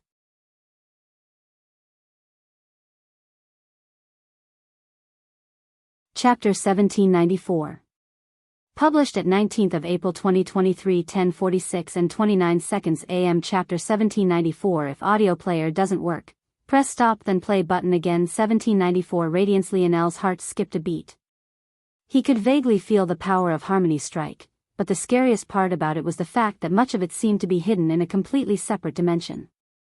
This was an incredibly profound strike, a singular strike that let Lionel know that Harmony's current weapon mastery was even beyond his own despite his own improvement. Somehow, she had layered her real self and her shadow, attacking at once in both the real world and the shadow world. As a result, her strike was twice as powerful as it should be. On top of that, her force manipulation had reached a realm where she could fuse her darkness force and her death pulse force. One worked in the void, swallowing everything, while the other worked in reality, crumbling all force it met. Together, they were too profound for Lionel's current Lotus domain to undo, and the result. Lionel shot backward, striking with his 5th and 6th palms at the air to gather up the momentum he needed to move. But even so, he was a step late. The scythe sliced through half of head and through his chest. Evans he continued to move backward. Harmony's gaze was malevolent as she watched Lionel shoot backward. That strike would have been enough to kill any other enemy. She stood in the skies like a deity, her white hair fluttering and wisps of fog dancing out from the edges of her eyes. Boom! Lionel crashed against the ground, a ghastly wound descended from his forehead down through his chest and even his heart. Harmony snorted and turned to leave, her anger still not quite satiated. But, she had already wasted enough time here, she needed to leave. However, before she could take a step, a surge of light force caused her head to snap back. Her eyes widened as Lionel stood to his feet, instant recovery, still rotating around him. As the radiant white gold force fell onto him, Lionel roared, a pulsing halo appearing above his head and a shining golden spear crown appearing at the center of his forehead. Lionel's halo began to descend down his body, reaching his feet and bouncing upward to slowly manifest the image of an armor that caused the air to tremble and quake. Bits and pieces of the armor opened and closed as though it was a living, breathing entity, plumes of force jetting out from its joints and causing space to vibrate. The armor looked as though it was formed of polished pearls, reflecting a milky whiteness in some regions and a delicate jade color in others. Where Lionel's mouth should be there were pulsing air vents. Every time he took a breath, cyclones of wind would form in all directions, causing the runes on the armor to light up as they flooded his body with the vitality it needed. Lionel held his broken spear in his hands. After a moment, he flipped them into the air, allowing them to vanish into thin air, only to be replaced by a solid black rod. The force in the surroundings shook. It felt as though every breath Lionel took, a strong tide would surge toward him as though all the force in the world was in complete harmony with him. Lionel spread his arms wide, a tsunami of force rushing toward him and lifting him into the air as the vents on his armor continued to open and close, their countless moving parts making it look like a true symbiotic existence. Boom! The skies cracked as 3 shimmering blue stars appeared to Lionel's back. With every rotation, an additional flood of vital star force would fill Lionel's armor, causing the runes to glow with a more permanent light and the pale jade to turn into a roval blue. Lionel took a step forward and he vanished. When he appeared again, his black rod was already piercing forward. The black fog that perpetually hung around it quaked to life, rotating fiercely and forming a drill bit that sliced space itself apart. Harmony reacted quickly, swinging her scythe to meet Lionel's spear, but the strength of Lionel's strike caught her completely off guard. For a moment, she thought she was facing someone entirely different, someone with the strength of a descending mountain. Her body was sent flying. It felt as though their blades had just crossed, but in the single blink of an eye she had already been buried in the earth below, her eyes widened with shock. The drill on the tip of Lionel's black rod dispersed before accumulating again. A menacing blade formed before it grew explosively in size. In just a breath it had already grown to over half a kilometer long, towering into the skies. It would have completely dwarfed Lionel's figure if not for how bright the blue stars to his back were. Lionel roared, his spear force surging to coat the enormous blade as he swung downward. There was simply nowhere to dodge. Screech! Harmony's lips part and she released another devastating banshee-like scream. This time, it left tears in space itself, the rippling lines of sound barrier shattering, leaving glass-like shards of space sprinkling out in all directions. The ground around her shattered and the planet seemed to be on its last legs. Harmony was swallowed up by the enormous blade, being forced to tunnel through the earth out of no will of her own. Blood flowed from her lips, but the coldness in her gaze only grew. With a flash, she vanished, thinking to take Lionel off guard. She appeared right to his side and it was entirely too late to retrieve such a large blade. However, how could Lionel fall for the same thing twice? Harmony had only just appeared when she found a fist twisting into her gut. It was almost as though she had delivered herself to be hit. Plumes of vital star force jetting out from the elbow joints of Lionel's divine armor, causing his arm to bulge and his power to skyrocket. Boom! The sound of the collision was akin to a clap of thunder. Harmony finally felt her ribs shatter, shards of bone skewering her inner organs through. Lionel's fist twisted once, grinding into her body before she flew out so far that she soared into orbit. Lionel's starry light domain bloomed, his range expanding by over 1,000 times the usual, reaching a point where he was capable of enveloping the entire planet. His half-a-kilometer-long blade vanished into thin air and he appeared in the depths of space, his hand having grabbed onto a handful of Harmony's hair. She hung limply, blood falling from her lips in a flood. Her gaze was in somewhat of a daze as her mind turned to fog. She couldn't remember whether she was in battle or not, her pain clouding her thoughts in confusion. Suddenly, Harmony seemed to snap awake. "Leave me alone," she suddenly shrieked. Lionel thought that she was speaking to him until his lock onto her soul heard something odd.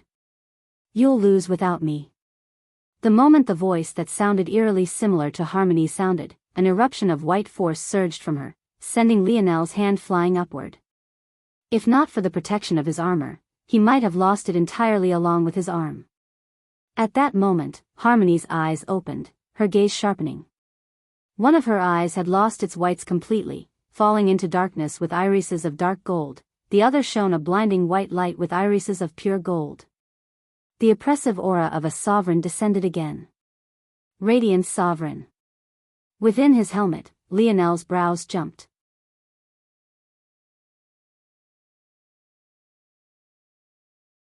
Chapter 1795.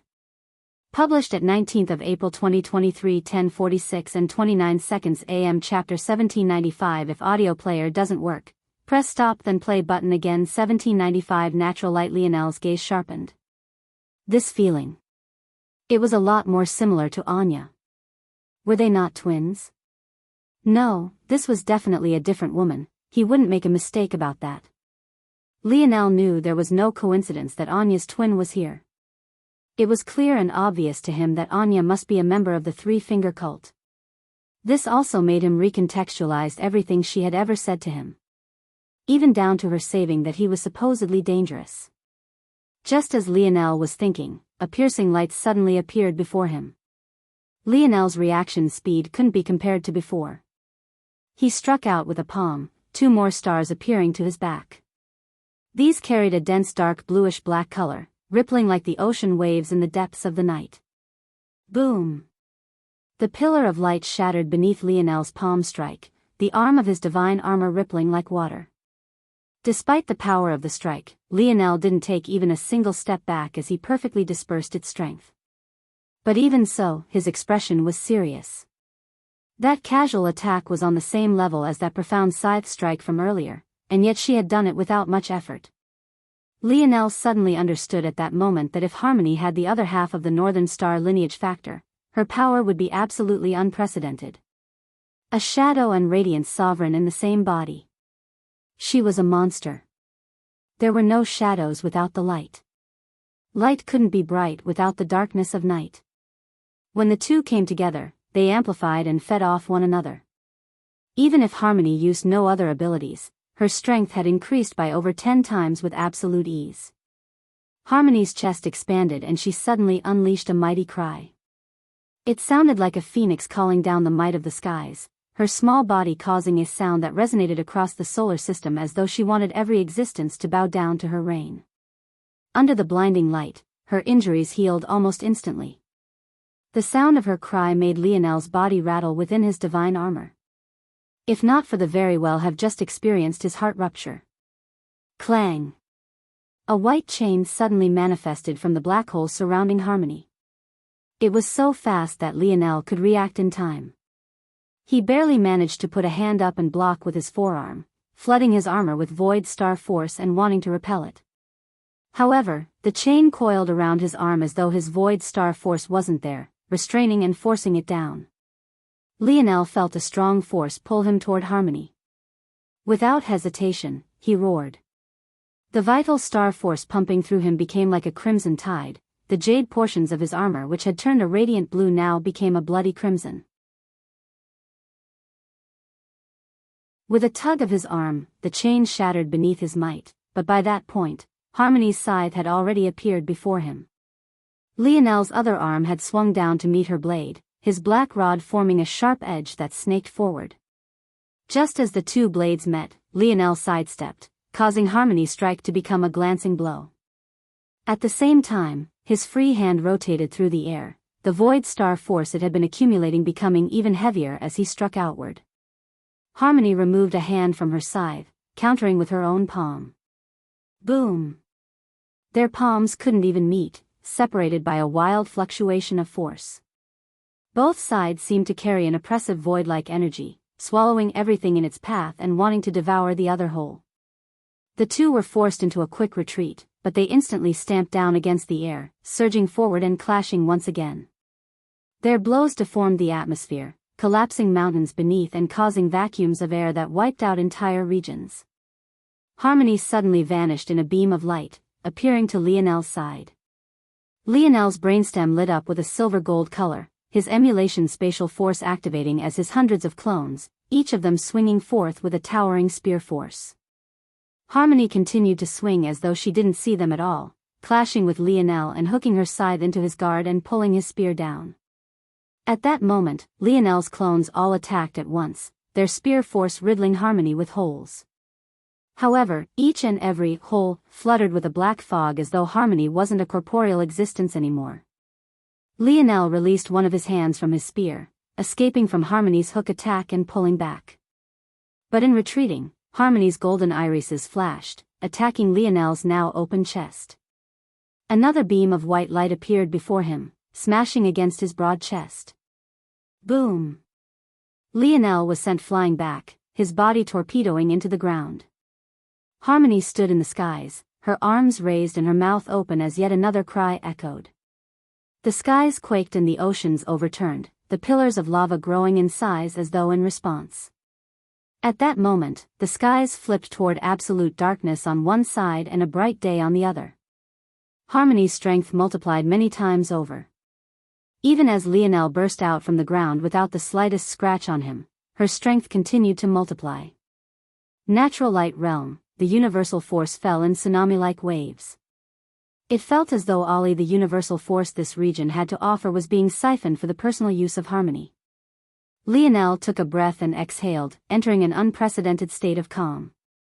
To his back, the radiant stars continued to pulse, but now, the crimson aura of his divine armor slowly became overwhelmed by a deep violet color. The final stage of Lionel's star fusion technique. King's Might. Boom. All of the chaos of the world seemed to vanish. The oceans became still, the pillars of lava calmed, the thunderous skies fell into silence.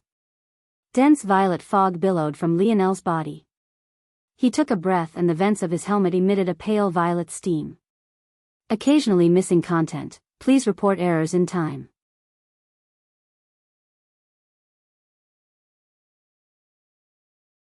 Chapter 1796. Published at 19th of April 2023 10:46 and 30 seconds AM. Chapter 1796. If audio player doesn't work, press stop then play button again. 1796 Voice, disperse. At that moment, the split skies vanished. The endless darkness of one side and the bright day of the other disappeared under a single word. Lionel took a step and appeared before Harmony. Their cold gazes met as his spear struck out. A river of violet seemed to follow the thrust of his spear, the clouds splitting and the earth ripping beneath his feet. A lovely symphony played within the layers of his force, appearing before Harmony in the blink of an eye. Harmony raised her scythe to block, but it didn't seem to matter. Her wrists went numb and her shoulders were nearly ripped from their socket, and yet she oddly wasn't sent flying backward. It was as though the laws of physics had entirely changed to be suited to the will of a single man. Lionel unleashed a flurry of attacks, each one Harmony was forced to take the full brunt of without the ability to take even a single step backward. Her inner organs rattled and her bones fractures. Blood oozed from her lips and the suffocating presence before her only became more unyielding and towering. All of a sudden, Harmony froze and it all hit her at once. Her clothing exploded to pieces and her scythe cracked. It felt like until now, she had just been facing the build-up of momentum before it was all unleashed at the same time, ripping her nearly to shreds. Boom! Harmony crashed into the ground and Lionel appeared to her sides though he had been there from the very beginning. The wind seemed to be entirely still around him, the only sound coming from the breathing of his armor, billowing violet fog reminiscent of a descending nebula filling his surroundings.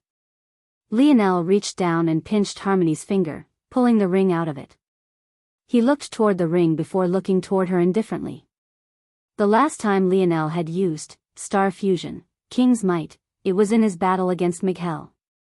But the him of now and the him of back then couldn't even be placed within the same sentence. he might as well have been an entirely different person. Not to mention the fact his vital star force was purer and more powerful, being supplemented directly by his stars having entered the heavenly body realm, and his comprehension of King's might was on an entirely different level. Star fusion already allowed him to break the limits of his body by filling it with a body-type life force specifically known for its vitality. Anyone with a high affinity for vital star force would be a naturally strong person. If one was born with such an innate node, they would definitely have something akin to inborn divine strength. Lionel didn't have such a thing, but what he did have was arguably even better than that. Setting aside his stars, his divine armor was on a completely different level.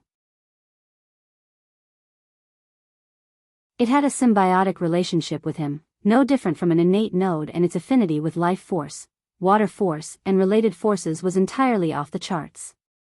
Any vital star force it absorbed without having 100-fold the effect it would have on just his body alone. But what was even more devastating for Harmony was that this wasn't even his strongest divine armor. Of his three, this one was the weakest. If this one had 100-fold effect, the second had 1,000-fold effect, and the final one had a 10,000-fold effect. What was of most importance here, though, was what would happen with King's might applied to this. Emperor's edict allowed Lionel to bend reality to his will. When King's might and vital star force were fused, Lionel's innate ability to break the laws of reality were applied directly to his body. This would allow him to do something like delay the true strength of his strikes by just enough that they would fuse together and be unleashed at once, seemingly one-shotting a genius on Harmony's level. Star fusion is too excellent of a technique. I need to study Camelot's magic system more to see if I can create a night technique that is suited to void star force as well. If I can do that, the power of my divine armor will multiply several times beyond what it is now. It wasn't that Lionel hadn't thought of this before, it was just that it was very troublesome. When Lionel created star fusion, he was in a region where no other force but vital star force existed. On top of that, he had months of time where he was constantly thinking of ways to improve his strength using this force. Lionel didn't have an equivalent region comparable to the dimensional cleanse trial world for void star force, so he couldn't guarantee such a thing. He would simply have to set this aside for now and wait for an opportunity. Either way, he had proved that this path of his divine armor was the right path. It had never felt so powerful before, but now it was well and truly like a divine armor. Lionel wondered what he should do with Harmony. He could kill her and use her soul to extract the information he needed. She should have an incredibly high standing in the three-finger cult given everything. There was also the option of leaving her alive, as she could potentially be more useful as a slave if he branded her like she did the others of the etching metal organization. If she was a soul, she would only last 24 hours. But if she was alive, he could make use of her indefinitely, though she would also be a ticking time bomb. Lionel was pretty confident in defeating her. As things went, he hadn't used anywhere near all of his strength, though it had been a tough battle. But even so, having a potential backstabber waiting for him to slip up in the shadows wasn't exactly heartwarming either. Just as Lionel was about to make a choice, the spatial ring in his hands vibrated and his eyes narrowed. He took out what looked like a communication device and poured his force into it. He smirked inwardly, wondering what would come out of the other side. But surprisingly enough, it was a familiar voice. "Hello, Lionel. Occasionally missing content, please report errors in time."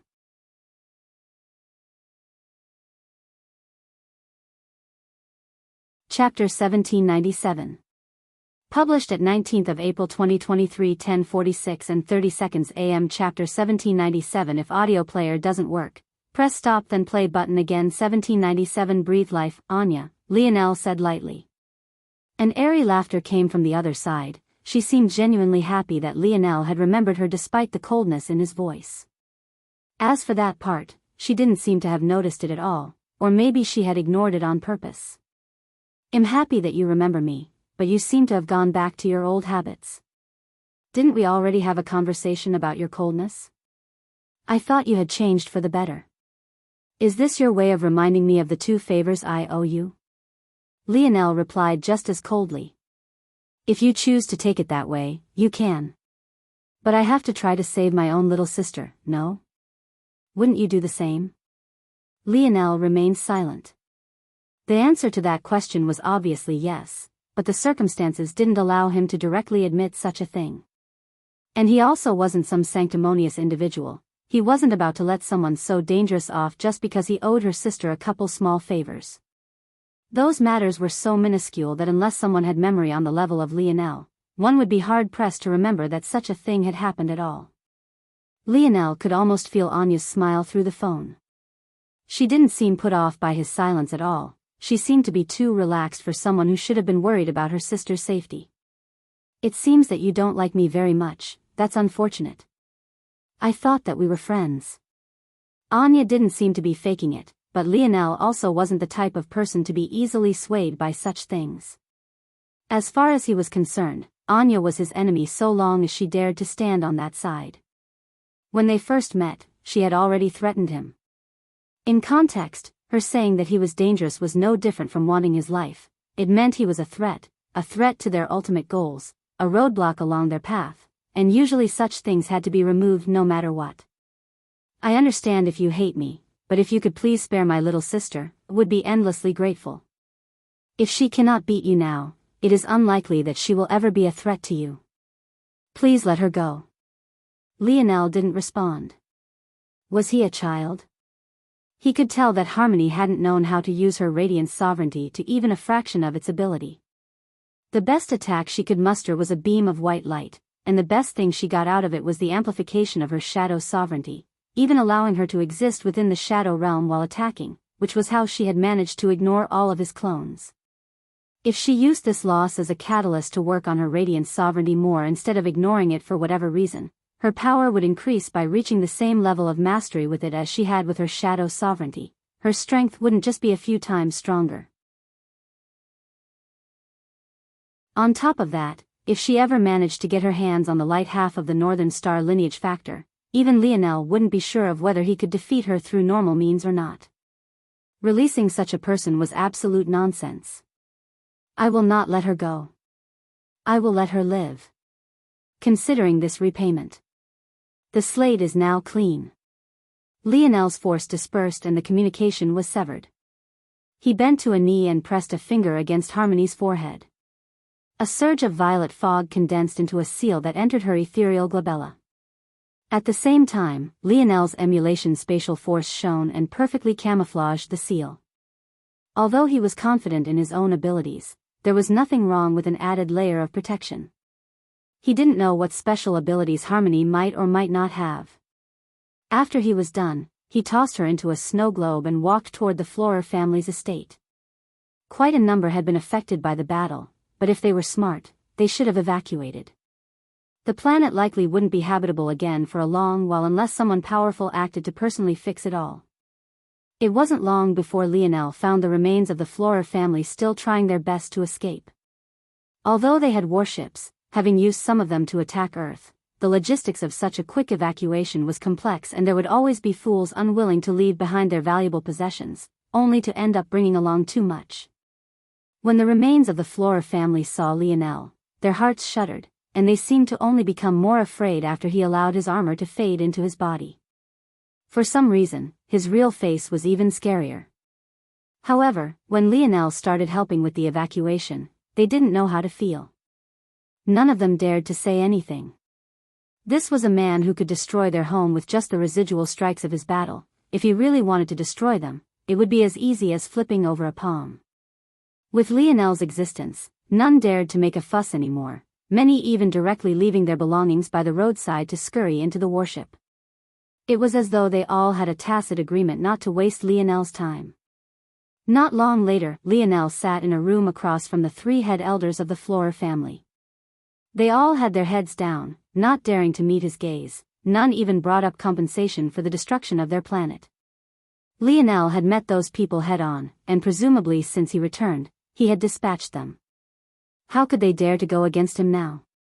You're half of the inheritance, explain it to me. What abilities does it give you? This. The three head elders smiled bitterly. It seemed that Lionel meant they had no chance at keeping their inheritance. They had let their ancestors down. We can. Breathe life into our affinities. Explain, Lionel said. Elder Sherry hesitated before she shook her head. In my youth, I liked cherries, so I chose to assimilate with a cherry tree. It was just an ordinary cherry tree when I first got a hold of it, but I was able to change its destiny with my choice. It went from a fourth-dimensional tree to now having sixth-dimensional strength after it reached maturity. Lionel frowned. Was he wrong? Had he been incorrect about the correlation between this inheritance and the Morales family? Or was he missing something here? And why were they having such a hard time explaining what their own lineage factor could do?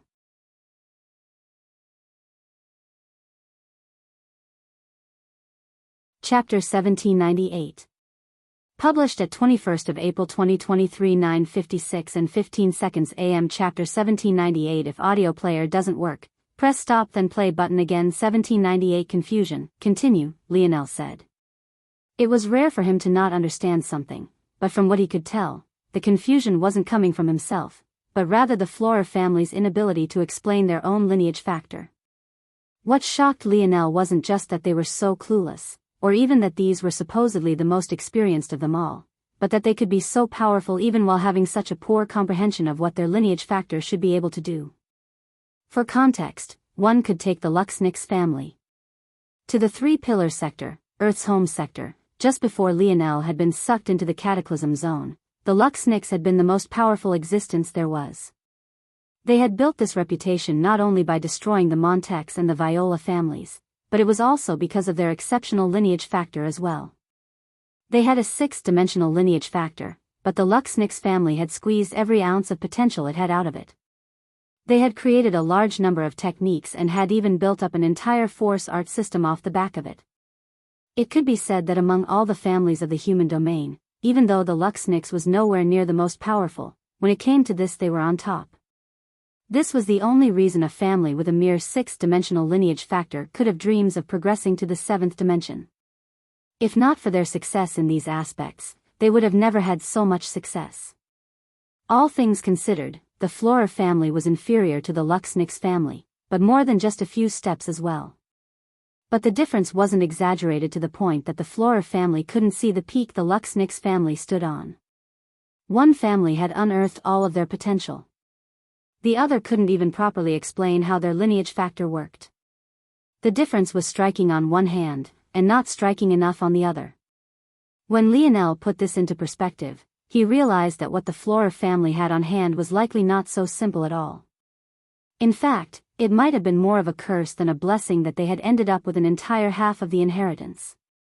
At the very least, although the descriptions of the Midas and Radix families were poor, it was still enough for Lionel to draw some small conclusions. It was clear that breaking up the lineage factor into more easily digestible bits and pieces had done them good. But even so, they could barely fight off the Flora family. If Lionel was correct, if the Flora family could grasp at least some of the secrets of this lineage factor of theirs, then they might be able to catch up to the Luxnix family.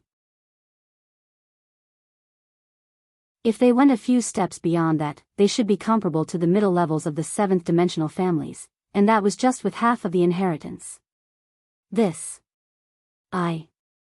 Sherry looked toward the others. After hearing that Lionel wanted them to continue, she felt somewhat embarrassed.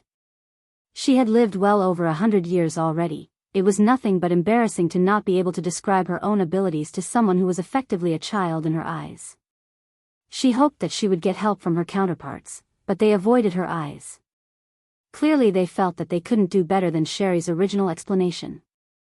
Usually when facing youths of their family, they might be able to spew some nonsense that sounds profound and trick them into going away. But not only did they not dare to do such a thing with Lionel, even if they did, with Lionel's intelligence, he would easily be able to tell that they were spewing bullshit. They had learned of Lionel's intelligence personally decades ago. They had mostly shrugged it off before, but sitting before him now, they felt the need to accept every legend they had heard as the absolute gospel. Sherry took a breath and tried to calm herself. Realizing their dilemma, Lionel realized that it was useless to press like this.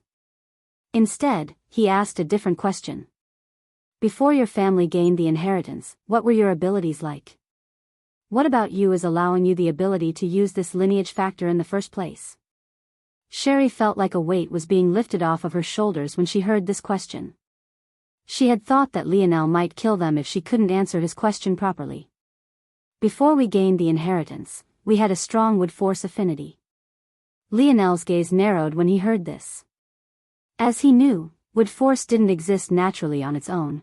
It was a fusion of earth, water and life forces that manifested in this way. That was where plant manipulating experts usually gained their abilities. He also wasn't a great fan of the wood force purely because of the evergreen religion. However, according to what we know, after we gained this inheritance, it evolved. Before, our abilities could be said to have been at a fifth dimensional level, but afterward, it increased to near the peak of the sixth dimension. We went from a small family in our galaxy to the peak family. Lionel fell into his thoughts. If they had such an affinity before, could it be that the half of the inheritance had nothing to do with wood force and other plant forces to begin with? Could they be conflating their evolution and strength for something directly related to the inheritance itself? It was possible. But Lionel had a hard time believing that these people would be so foolish. Even if they were confused initially, it shouldn't have persisted for so long. It was more likely that the reason for the confusion stemmed from the fact that the former Flora family's lineage factor, and the inheritance, were very much related, and not just in one or two ways. After some thought, Lionel looked toward Harmony's ring. The main inheritance was in there.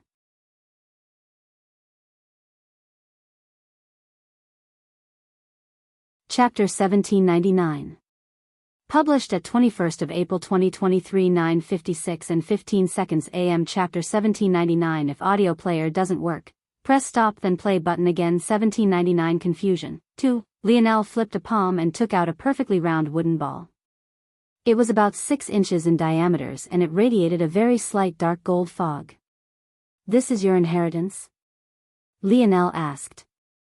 What did it look like when you found it? Sherry smiled bitterly. During their evacuation, this had, of course, been the first thing they went after. But when they got there, they found that it had long since been looted. It looked like that woman had gotten to it without their knowledge. According to our records, there was a large bronze chalice filled with raging red flames. But somehow, the chalice wasn't hot and the wooden ball that was inside of it wasn't burning. The Midas and Radix family ended up with the chalice and flames, we ended up with the wooden ball. Originally, we thought that we were on the losing end. It wasn't until after a few years that it became obvious that the wooden ball was more powerful than the other two objects combined. Lionel frowned again, that also didn't sound right. From all of his interactions with these three families, they had always said that the Flora family got half and the other two ended up with a quarter each. In addition, the Midas and Radix were ultimately forced to team up in the end of it all in order to keep the Flora family at bay. But from what it sounded like here, each one of these families actually got a third of the inheritance each. Lionel hadn't been there, but if Sherry's words were correct and the Flora family thought they were on the losing end at first, then it was clear and obvious that even their ancestors had assumed that each piece was a third. It was likely the case that these families had retroactively rewritten history to make sense of why there was such a power disparity among them. In all likelihood, the Flora family was just more compatible with their lineage factor than the other two had been with their portions. What were the abilities of the Radix and Midas families like before they gained this inheritance? We know a little bit less about that, but if I recall correctly, according to the records the Radix family was a family of crafters and they were also known for their hidden weapons. They were fairly widely disliked due to the latter, but because of their skill in the former they were able to maintain their hold on the region. Among the three families, they were by far the most powerful back then.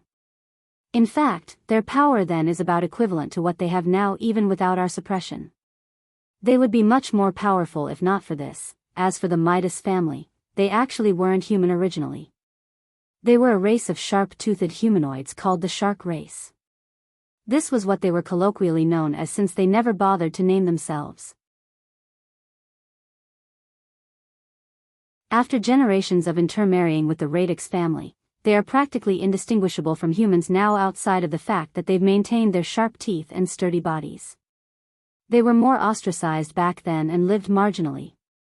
The zone originally opened up in their territory and they were essentially forced to share in the end, which is what led to the current result as we see it now. Lionel listened in silence, flicking his wrist and letting the wooden ball spin on his palm, over his hand, before balancing its spinning form on his knuckle and then his finger. The movements were smooth and he didn't seem to be thinking very hard about them at all. Once again, Lionel gained something very different from these explanations. Simply put, the radix family might have started as crafters, but they didn't have any sort of variant earth or life force affinity that would be related to the radix cube previously. In fact, even without asking, Lionel knew with over 90% certainty that the radix cube had existed long before the radix got their hands on the inheritance. By the same token, the shark race Sherry spoke of had, presumably, sharp teeth and astounding bodily strength, but they didn't have any of the fire force affinity that was reminiscent of their quarter of the inheritance. Of these three families, the only one that ended up with a portion of the inheritance that is compatible with them was the Flora family, and as such, they became the most powerful of the three in short order. But at the same time, this also cursed the Flora family. They found it exceptionally difficult to comprehend the intricacies of their new lineage factor because it was muddled with the characteristics of their old one. And from what it seemed, it manifested differently and along different paths depending on which of them was putting it into action. On the other hand, the Radix and Midas families who hadn't shared such affinities to begin with could pick out the differences with much greater ease. However, the trade-off was that the lineage factors were much weaker in their hands. If Lionel was correct, the Midas family had been able to use their powerful bodies to force the issue, withstanding the fire force until they birthed a natural immunity to it and could eventually swallow flames to strengthen themselves. If not for this, they would have died long before reaching that step. On the other hand, the Radix family was the most clever of the three. Likely knowing they didn't have affinity themselves, they used their radix cubes as a proxy and fused it with themselves. After succeeding, they too were barely able to use their newfound lineage factor. This all fit together nicely, but Lionel had another question, this one may be even more important than the others. How did this wooden ball, that chalice, and those flames give a group of people a lineage factor? Were they related to the tablets? Or was this a different method he had never heard of? Lionel chose to not mind it anymore. Sending his internal sight forward, he swallowed up the wooden ball, looking for its secrets. As he did so, the three head elders didn't dare to breathe too hard for fear of disturbing him.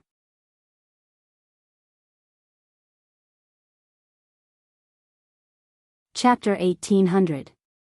Published at 21st of April 2023 9:56 and 15 seconds AM. Chapter 1800. If audio player doesn't work, press stop then play button again. 1800 Heart valve. Lionel almost immediately felt a strong rush of life force. After he had rebuilt his metal body, his own life force affinity was exceptionally high, and that was especially so for body-related life forces.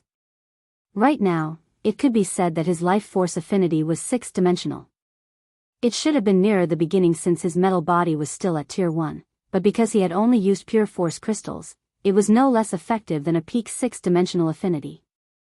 The current Lionel was far better in this regard than the formerly fifth-dimensional Flora family. Theoretically, his compatibility with this lineage factor should be even higher. Truthfully, Lionel wasn't all too eager to gain another lineage factor, it would only mean more comprehending he had to do. He had barely brought out a decent amount of potential from the talent he already had, so he didn't want to add more to his plate, at least not normally. However, his instincts kept telling him that these lineage factors were somehow related to this metal synergy lineage factor. And, even if it didn't, it might give him some insights that would only help his metal synergy lineage factor in the future. Either way, there was a secret here to be dug up and he wanted to do so personally. A rush spread through Lionel's body and he felt a pop in his consciousness was seemingly teleported to a new place. When his vision cleared, he found him standing within a forest of golden trees. Lionel reached out and knocked on a tree to his side with a knuckle. His eyes couldn't help but narrow when it came back with a clear metallic ding. He looked up, but to his shock, there was no sky. But when he looked down, there was no earth either. It was an odd feeling. At first, he could have sworn that he was standing in the middle of a lush forest, but in an instant, that illusion was stripped away and he found himself in what could only be described as an incomplete world. Lionel pulled his consciousness back, a deep frown on his face. He could feel that something had already taken root in his body, but it was incredibly faint. It would stand incomplete until the wooden ball was fused with the chalice and flames once again. Until then, it would remain a vast empty darkness which just so happened to have golden trees standing within it in the middle of nowhere. Lionel activated his starry spirit domain and scanned his body, checking for the changes. Unlike others, he had precise replicas of his own body even down to the individual cell, and even further down to the bacteria that called his body home. With this, he could take note of even the most minor of changes. Depending on the lineage factor, it could take root in different places. The bloodstream, the brain, some even created entirely new organs. This lineage factor seemed to take the third choice, somewhat. Lionel noticed almost immediately that there was a new set of valves in his heart. Lionel was taken off guard by this change. This wasn't because of the change itself, but rather because he hadn't even felt the change happened. He had been almost 100% certain that the change would have been more subtle than most could perceive. He involuntarily took a breath in his shock. But in response, something even more shocking happened.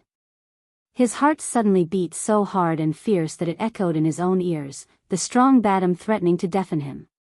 His blood rushed through his body even faster than before and a cycle of waste was almost instantly purged by Lionel's kidneys. Lionel's lip twitched. What was this? The Flora family didn't mention this change. Could they just have not noticed? Lionel turned his dream world towards Sherry and the others, scanning them all.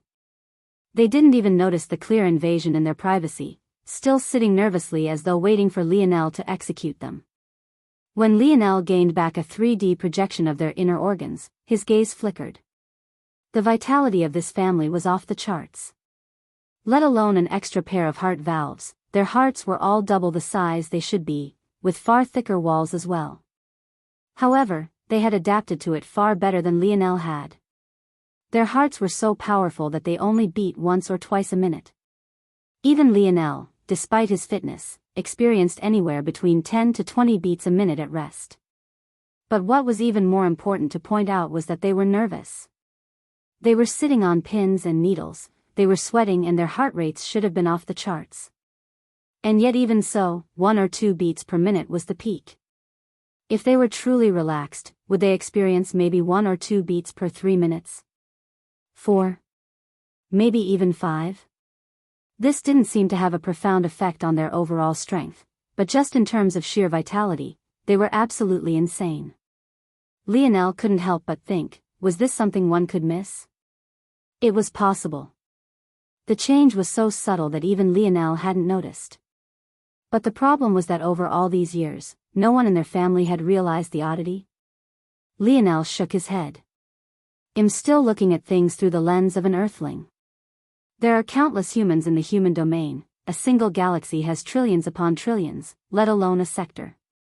The number of evolutionary paths and small tweaks and changes among them would be impossible to count. Even if they eventually noticed the oddity to their hearts, they wouldn't immediately link it to the inheritance. Lionel turned his attention toward the 3D replicas of the 3 head elders and he slowly began to build a picture of what happened. In the end, it all came together.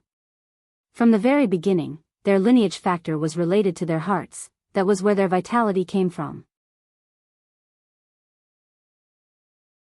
Just like Aina, they have a blood force affinity, but they can't extend theirs out of their bodies and it was very weak before they received this lineage factor. After this lineage factor, though, their vitality skyrocketed and the strength of their hearts multiplied, making their blood force even more potent. Their act of assimilating plant species with themselves and growing it out of their bodies is actually just an act of them sharing the vitality of their blood force with these plants. It had nothing to do with wood force. No, more accurately, the stage to which the Flora family had awakened it had little to do with wood force. As for what's beyond.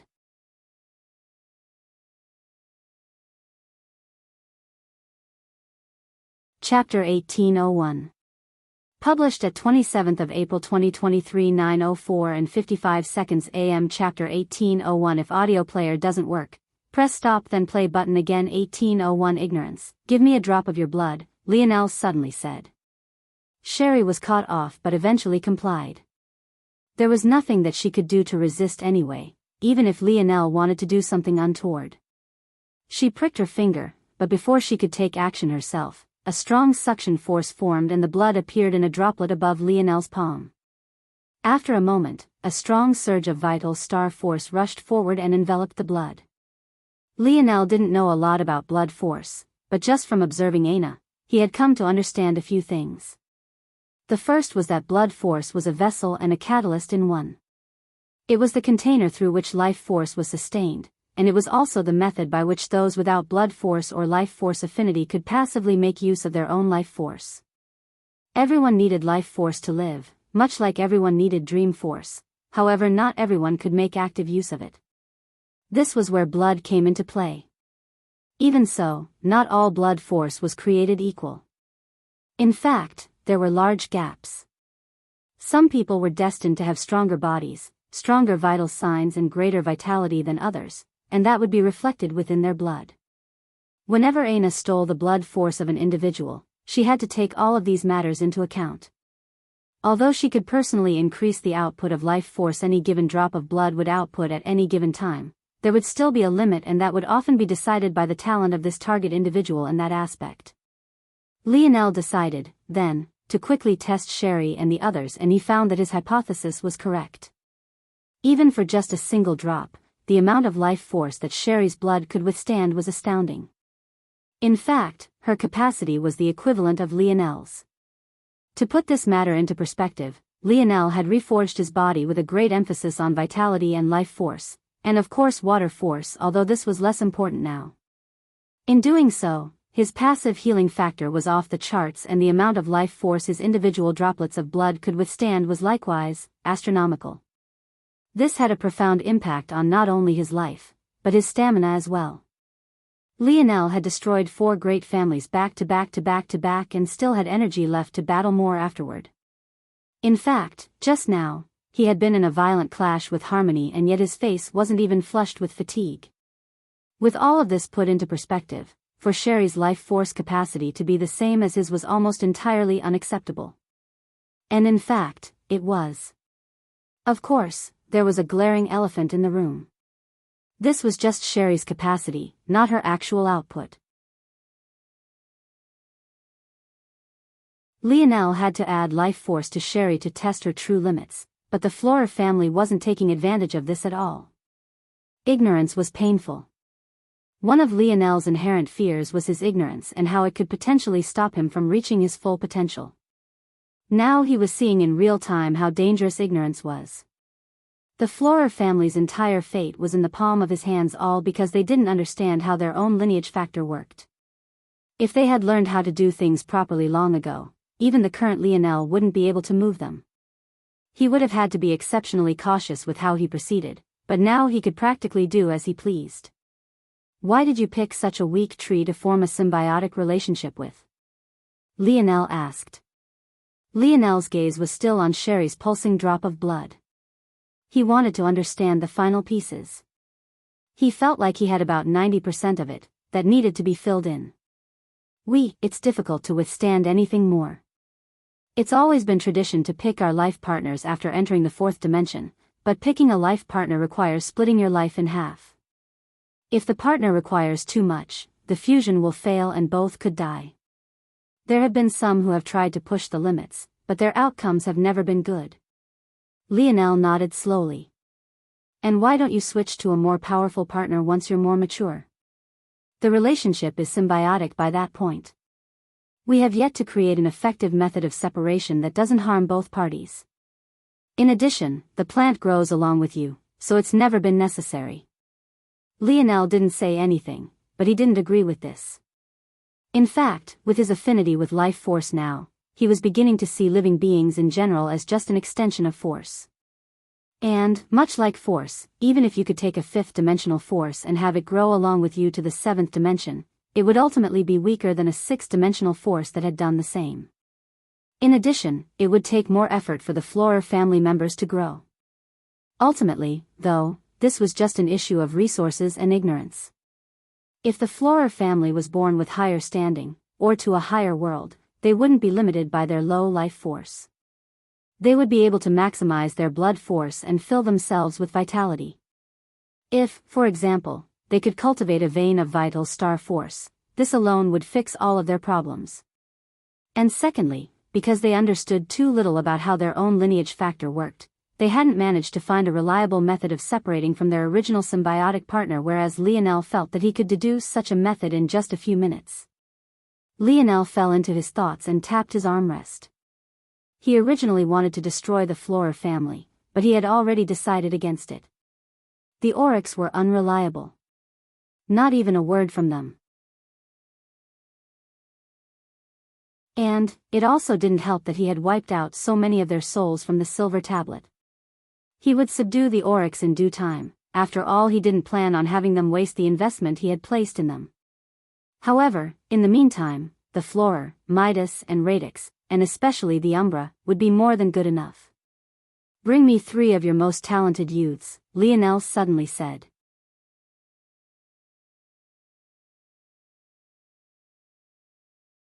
Chapter 1802.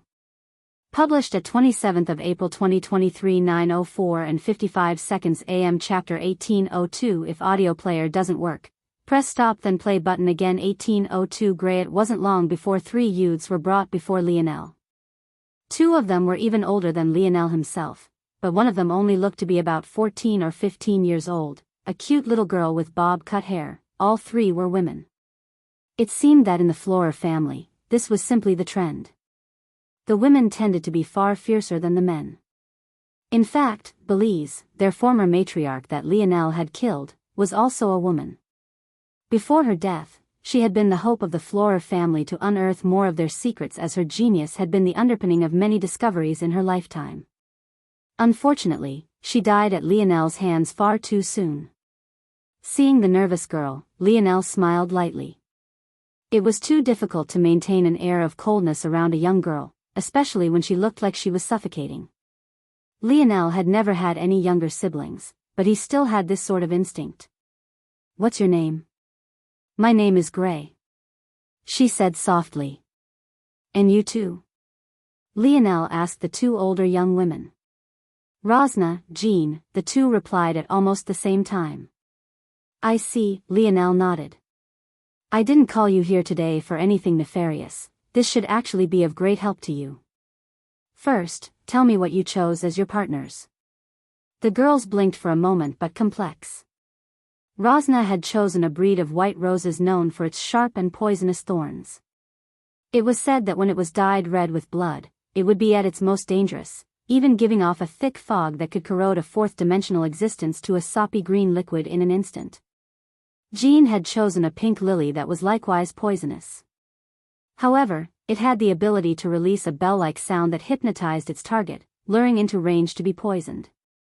It was a long-acting poison that relied on its target being in a trance for a long time. The most interesting of them was Gray, who chose a very odd white-barked tree known for nothing other than its color. There wasn't anything special about this tree, but because Gray had a very weak body, it was the only thing that she could pair with in her youth. After she grew, Gray had overcome this weakness of her body, but she was still stuck with the very same tree. However, instead of giving up, she found methods to mutate and evolve this tree of hers. She was self-pioneering a very new branch of Flora family techniques which required picking a blank slate partner which had a myriad of evolution options. The downside was that this target would be exceptionally weak in the beginning, but it would have an infinite potential for growth in the future, theoretically. In practice, though, Lionel could already see that Gray's white-barked tree had reached its limit. The fundamental nature of the tree was simply too weak. Likely in a few years, once Gray's method failed, she would be cast out as a genius and replaced by others. Of course, Gray had no idea about this. She was still somewhat in her shell because of the poor treatment she had faced in her youth after only partnering with an ordinary tree. She had yet to become used to this top-class treatment that she was receiving, and definitely couldn't see what was ahead. Now she wouldn't have to worry about such an outcome. Alright, the three of you listen to me very carefully and execute what I say to the letter. First, enter a meditative state and send your internal sights to your hearts. The three girls crossed their legs and sat on the ground, not daring to disobey. Just forming their nodes at the third dimension required this ability, so they didn't find it very difficult to do it all. Regulate your breathing. Good. Now, dig deep. You should be able to see a valve connected to the bottom of your heart separate from the others. These are your extra valves. Follow that valve through your heart and spot where it connects to your central nervous system and to your ethereal glabellas. Do you see that? The three girls nodded. They had never had it explained so simply before, and as the geniuses they were, just this small bit of explanation made them feel as though they had been enlightened by many things. Even the elders who waited to the side felt like their minds were being blown. How had they never realized that their hearts and ethereal glabellas were connected in this way? Good. Familiarize yourselves with that connection, move back and forth, and then practice separating your internal sight from the path and re-emerging at a different and random point. Good, now practice finding that connection by following the paths from your other organs and blood vessels. Lionel took his time and allowed the girls to do this for at least half an hour until they were entirely familiar with this pathway. Good. This pathway that you've just become familiar with, as you've probably already guessed, is the line that connects you to your partner. Functionally speaking, your partner forms a glabella, which has a connection to your heart which supplies it with the life force it needs. If you want to sever this connection, it is not too difficult. The first option is to have dream force affinity. That way the happenings of your ethereal glabella are always 100% in your control.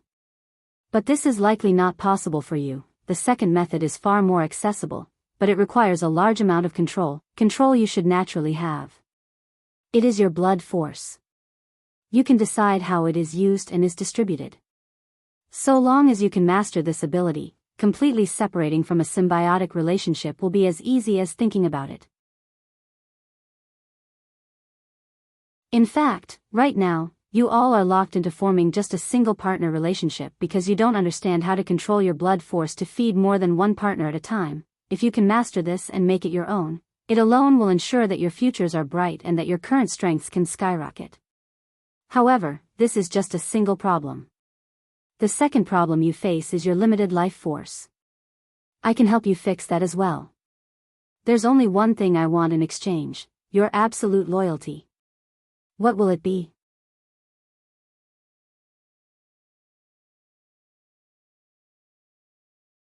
Chapter 1803. Published at 27th of April 2023 9:04 and 55 seconds AM. Chapter 1803. If audio player doesn't work, press stop then play button again. 1803. Really? Yes. The words almost spilled out of Sherry's mouth. She didn't even bother to look toward her fellow head elders. Even after all of this time, she still worried that Lionel would turn around and slaughter their family after he got what he needed out of them. So, the moment she heard this, she didn't allow anyone to be foolish and not hesitate. Seward and Roselia looked towards Sherry with surprise, but at this point, they didn't dare to detract even if they had such a thought. If they did, the result would be even worse than outright rejection. Lionel swept a gaze through the head elders and then to Sherry and back. And then, he suddenly smiled. There didn't seem to be anything special about the smile, but for some reason it made them feel ice cold. If Lionel had said some stern words just now, maybe they could have handled it well enough. But seeing that smile, that casual confidence, any sign of resistance, they had crumbled to ash. Lionel didn't bother with the old ones anymore and he pulled out a radiant blue force pill. Anyone with the knowledge would be able to tell that this was a refined demon almost instantly. Back then, Lionel's stomach had almost exploded just eating one, and yet now, he handed such a thing to a 14-year-old little girl without much hesitation. Swallow it, Lionel suddenly said. Gray blinked but nodded obediently in the end. Her eyes reflected an extremely dull blue that truly did look gray in most lighting. It was a rare color that made her look like an exotic little doll. Seeing her, Lionel couldn't help but think of another little girl, Nana. By now, Nana was probably a grown woman, if she didn't die in his massacre, that is. Lionel could neither confirm nor deny if she did. Back then, he was too infuriated to care and directly destroyed the planet the Aderna family had called home. Even if Nana had died, though, Lionel didn't believe that Hugh would feel guilty. If she was present, that meant that she too had participated in the war against Earth. The little girl he had known back then was gone, so one way or another, it didn't matter. Gray opened her small mouth and swallowed the pill whole. Boom! Almost instantly, a wild wave of force shot out in all directions and a slight hint of pain colored Gray's adorable features. Even so, just as Lionel had expected, she didn't implode, and instead, her aura began to skyrocket at a breakneck speed. This was exactly what the Flora family was missing. They had an enormous vessel, but they had nothing to fill it with. Gray wacenly in the 5th dimension, having barely entered it just recently. She was only at Tier 1, but she could actually withstand the vitality of a 6th-dimensional demon. This force pill was just from the remnant of a human class. Even so, it was on a completely different level. Even the members of the Cataclysm generation weren't as talented as such demons. What shocked Lionel the most, though, was that it took less than a minute for Gray to open her eyes, her large irises blinking with excitement.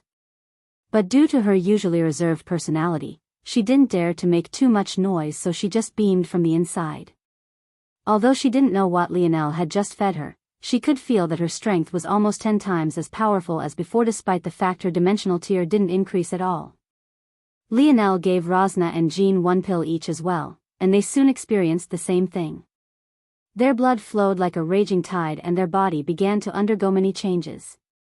If not for the fact Lionel had taught them how to control their flow of blood for their partners, their plants would have skyrocketed in strength as well. Here, Lionel flipped over a palm and handed Gray a little sapling. This tree couldn't have been more ordinary on the surface, but the aura it gave off was refreshing and vibrant. This was a tree from the 8th-dimensional world of the infant now, but in maturity, it could grow to several kilometers tall with ease. Gray's small hands carefully picked up the sapling, a happy little smile causing dimples in her cheeks. Lionel smiled and rubbed her head. I believe in your path, but your white-barked tree is too limited in its growth potential. This tree here was born in an 8th-dimensional world. Although it is very ordinary in all aspects, just this foundation alone gives it the nigh infinite growth potential you need. You won't be limited by your first choice anymore. Although, so long as you master the technique I taught you, you can partner with other powerful plants to supplement your strength. Gray's large eyes suddenly glistened with tears. Really? This was the first time she had spoken without Lionel asking her a question first, which surprised Lionel somewhat. She knew, Lionel's dreamscape sparked. He understood right then that Gray knew that she had already reached the limit of her potential, she was just too scared to tell anyone. This little girl was incredibly astute and her talent was far beyond what even Lionel had anticipated. Lionel's surprise became an even wider smile. Yes, really. Gray's tears began to fall, but she quickly wiped them away, not wanting to affect the little sapling in her hands. Lionel couldn't help but think that she was too adorable. Let alone this one's appling, he had tens of thousands she had no idea what to do with. After all, the segmented cube was still pretty much a blank slate in this regard. Thank you, Gray said with a soft voice. Lionel laughed and stood to his feet. If you want to thank me, grow very strong and powerful. Take good care of your little sapling. In the future, you'll be of great help to me. Gray nodded surprisingly firmly. Lionel smiled and didn't say anything more. Whether or not she would reach her full potential would be up to her. Alright, navigate this ship toward Radix territory. It's time to fully settle things.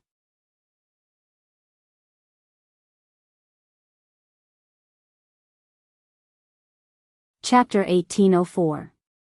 Published at 27th of April 2023 9:04 and 56 seconds AM. Chapter 1804. If audio player doesn't work, press stop then play button again. 1804. Patience, calm and loyalty.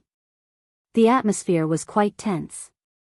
With two enemies being forced to face one another for the first two families, or rather three, had been at one another's throats for centuries, pulling back and forth on one another and sowing grudges that lasted through the generations.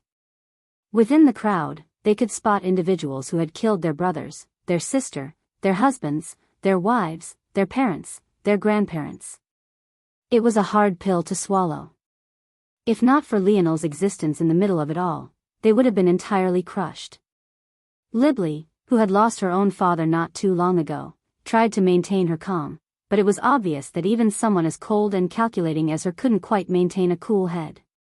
She couldn't help but look toward Lionel with a blaming look in her eye.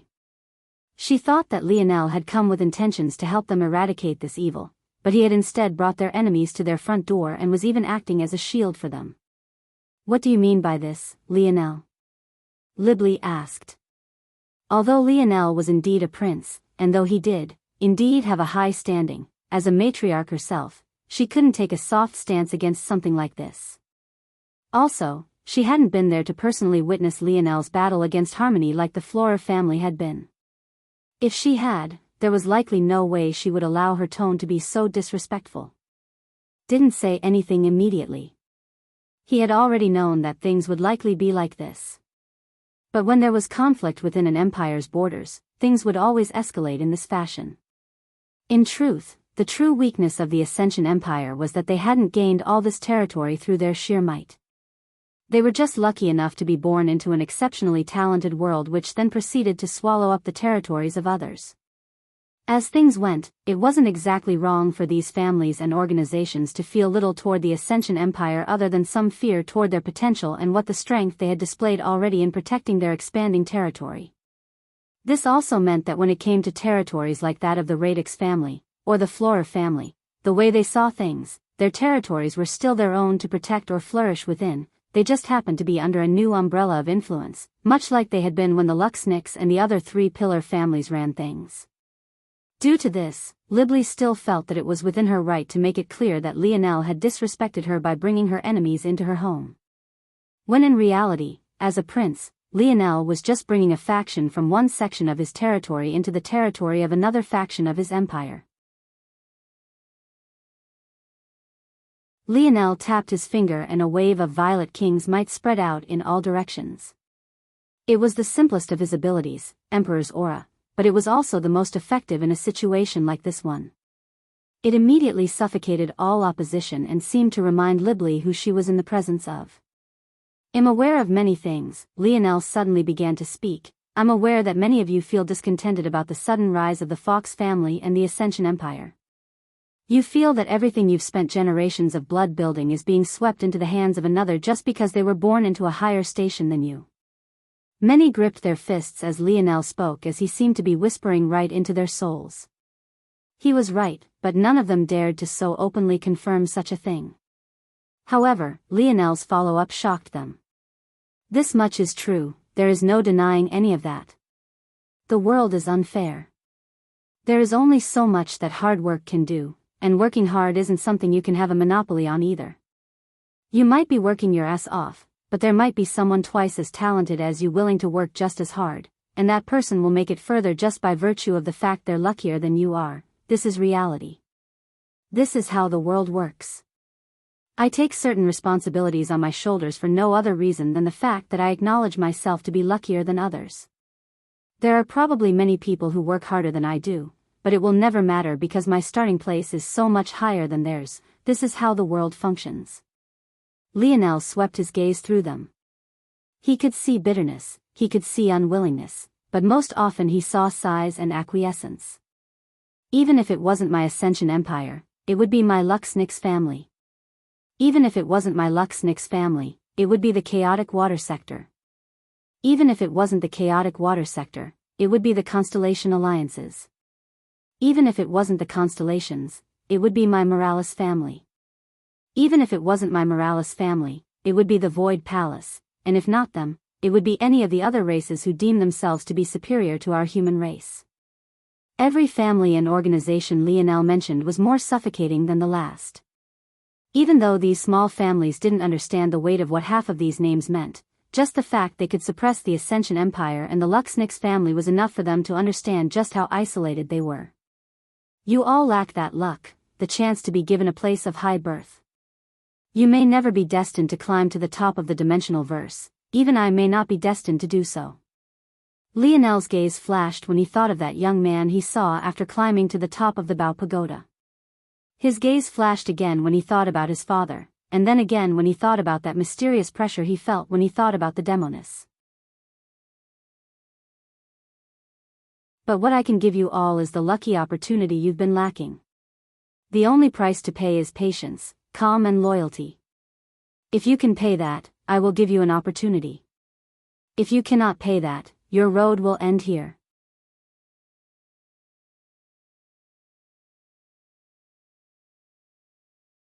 Chapter 1805. Published at 27th of April 2023 9:04 and 56 seconds AM. Chapter 1805. If audio player doesn't work, press stop then play button again. 1805. Glowing Lionel looked toward Libli, who had been forced to bite through several layers of skin on her lips just to maintain her composure before Lionel's emperor's aura. As a matriarch, there was no other choice for Libli to make. If she made any other choice, it would be nothing short of selfish. Like this, the Radix, Midas and Flora families were corralled into Lionel's palms and the inheritance was finally brought together as one. Looking toward the flaming chalice and hovering wooden ball, Lionel felt an odd feeling in the depths of his heart. His dream force affinity could feel a slight pull, as though what was happening now was precisely the intention of someone else. The closer that feeling came, the more fleeting it felt. Lionel could tell that it wasn't meant to be felt. But that feeling of something huge looming over the horizon was becoming more and more suffocating. It pressed down on his chest and threatened to erupt. He had to become stronger, even stronger than he was now. Harmony was a great talent. Granted, he still didn't use his full strength to defeat her, but she had been able to display such prowess and pressure him despite only being at Tier 5. If she was so powerful, what about the other talents the three-finger cult was raising? Lionel took a breath and exhaled. He looked to the side and found Libli holding the hand of a little boy who was maybe 12 or 13 years old. Shockingly enough, though, this boy was already in the 5th dimension. He seemed to be even more talented than Gray. The little boy did look a little odd, though. He had sharp teeth like his father and radiant bronze irises like his mother, but the whites of his eyes were a dark red that made him look particularly demonic. In addition, while Lionel could tell that he was 12 or 13 by the feeling his soul gave off, the little boy was already 2 or 3 inches taller than his mother. Lionel was fairly tall, standing at 69, but the little boy still managed to not be entirely dwarfed in his presence. But at the same time, he lacked the savage look in his eye that other Midas family members had. Instead, his gaze was quite shifty and calculating, like his mother. This little boy was Magaron, Libli, and Dinmo's son and the first child born to their 2 families that could use both quarters of their inheritance. This was the very same child the Flora family had spoken of in their meetings. Magaron looked toward Lionel with curious, unblinking eyes. He was clearly far more outgoing and confident than Gray, but this was to be expected. Gray was treated as an outcast for much of her life, but Magaron had been the pearl in his family's eye ever since he was born. One was raised to be ostracized, while the other was raised to be a king. The difference was clear. To another side, Gray and the others stood. Gray's parents had pretty low standing, but due to their daughter's talent, they had been allowed to come as well. I want you all to feel free to try to sense the true meaning of the combination of these lineage factors. Let its aura baptize you and see if you can gain the complete inheritance.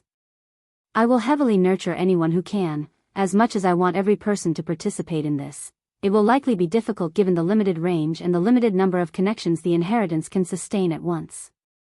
So I will personally pick out 1,000 of you at a time and give you 24 hours. Then I will do the same for another set of 1,000. Lionel chose based on his own comprehension of the inheritances. After seeing Gray and Magaron, he believed he knew what sort of talent it took to benefit from these inheritances. And, unsurprisingly, Gray and Magaron would be among the first branch. It took only an instant for Lionel to complete his analysis and list out a systematic method that would keep them busy for months.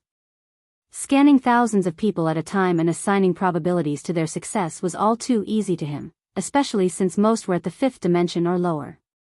Lionel planned to leave these 3 families to their own devices for a couple weeks before checking back to make sure they hadn't slaughtered one another. As for claiming the lineage factor himself, he would of course do so. But first, he was having Anastasia analyze it using a special function of the lab setting. The time investment needed wasn't small. Lionel had only touched the tip of the iceberg in the wooden ball inheritance. Because he only took a step in and immediately left, he had only been granted the absolute lowest level possible, much like most of the Florer family members. If he wanted something deeper, he would have to invest more time. But there was simply too much to worry about, and he also had his tribulation looming over his head. He hadn't forgotten that it was coming up very soon. According to Anastasia, it would take about 90 days to complete the analysis. By then, he would have the information he needed, and he would also be able to find the quickest method of assimilating with the lineage factor as well. In the meantime, he would continue to clean up the Ascension Empire's territory. By now, the noose should be tightening around the necks of his enemies. However, what Lionel didn't expect was that after not even an hour, wild fluctuating auras would begin to emit from Gray and Magaron. The 2 had been granted the closest seats to the inheritance, and they benefited almost instantly. Lionel, who had been about to leave after assigning his tasks, came to a grinding halt. He looked toward the backs of these 2 young geniuses with a glowing light in his eyes.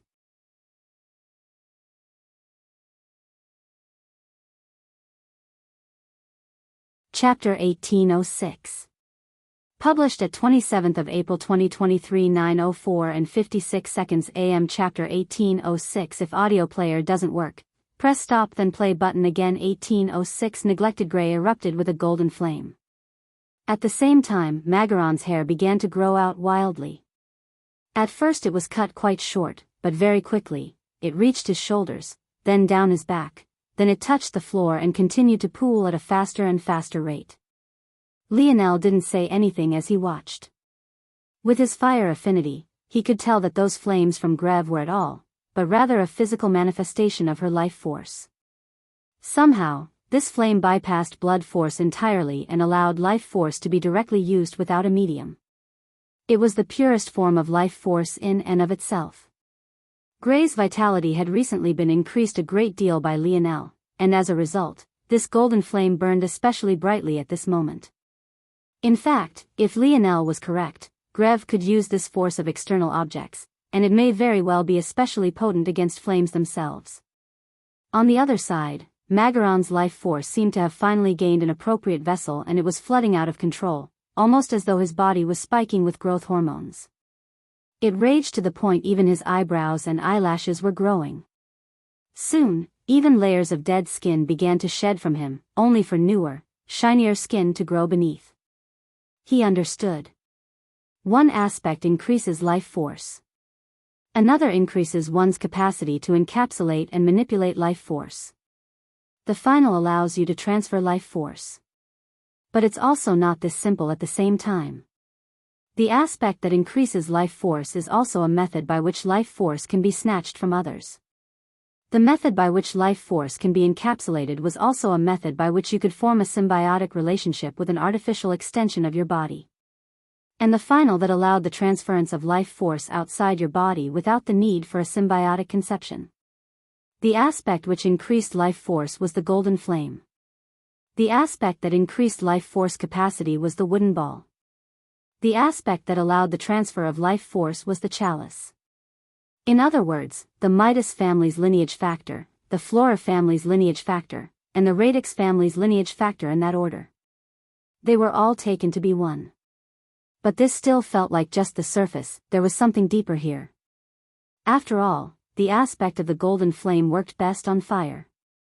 The Midas family wouldn't have been foolish enough to not try it with other things. After all, the shark race hadn't had any prominent fire affinity until after fusing with this lineage factor. The wooden ball clearly works best with living, breathing entities, such as plants, or if Lionel's hypothesis was correct, eighth-dimensional materials that could be considered to have stepped into the life grade. And the bronze force of the chalice clearly worked the best with metal, and it very much seemed to be the foundation of all of this. It was the chalice that held the fire and the wooden ball. In addition, back then, the radix family had been by far the strongest of these three families until the Flora family overtook them. Clearly, the radix, if they couldn't get their hands on all three, would settle for what they believed was the absolute strongest. The wooden ball. 8th dimensional. Life grade. This is. Years ago, when Lionel first awakened his metal synergy lineage factor, he had sensed the existence of a 5th set of 9 doors, or in other words, an 8th dimensional tier for his metal synergy lineage factor. Back then, he was ignorant and hadn't thought much of it. It was only now that he understood more about the world that he had also come to understand that this was a tightly guarded secret of the Morales family they didn't allow others to know about. There was another thing of great importance that happened back then as well, the mutation of his metal synergy lineage factor. One was the crimson aura that manifested when he nearly lost his mind, and the second the violet aura that manifested when he dug himself out of the pit he nearly threw himself into. When the elders had seen this violet aura, they spoke words that Lionel hadn't heard. If he had heard them, maybe he would have been able to slide together the final pieces of this puzzle. The violet winds rise north.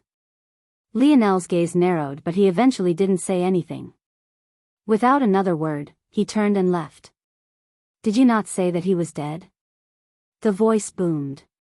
Although he was somewhat caught off guard, Richard had long since reached a state of absolute calm. It was very difficult for much of anything to rattle him. Is he not? That should explain some things. I felt that something was off. The voice was somewhat irritated by Richard's calmness.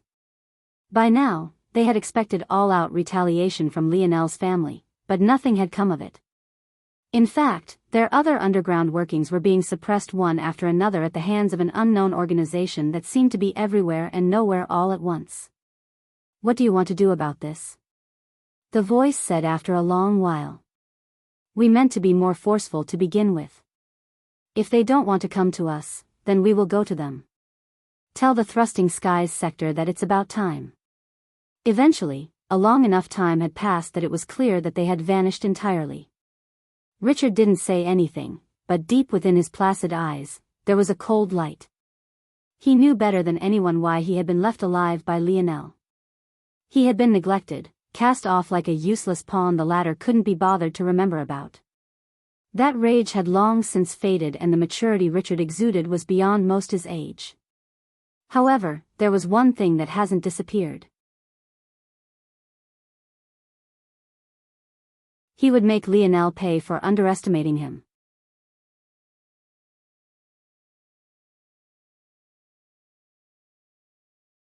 Chapter 1808. Published at 27th of April 2023 9:04 and 56 seconds AM. Chapter 1808. If audio player doesn't work, press stop then play button again. 1808. Good luck. Lionel returned to the etching metal organization. He thought about going to the Rain family, the last family that had attacked Earth back then, but he decided against it in the end. Unlike the Umbra, Midas, Radix and Flora families, he couldn't promise the Rain family anything that would guarantee their loyalty. They would just be an unwanted variable that might flip at any time.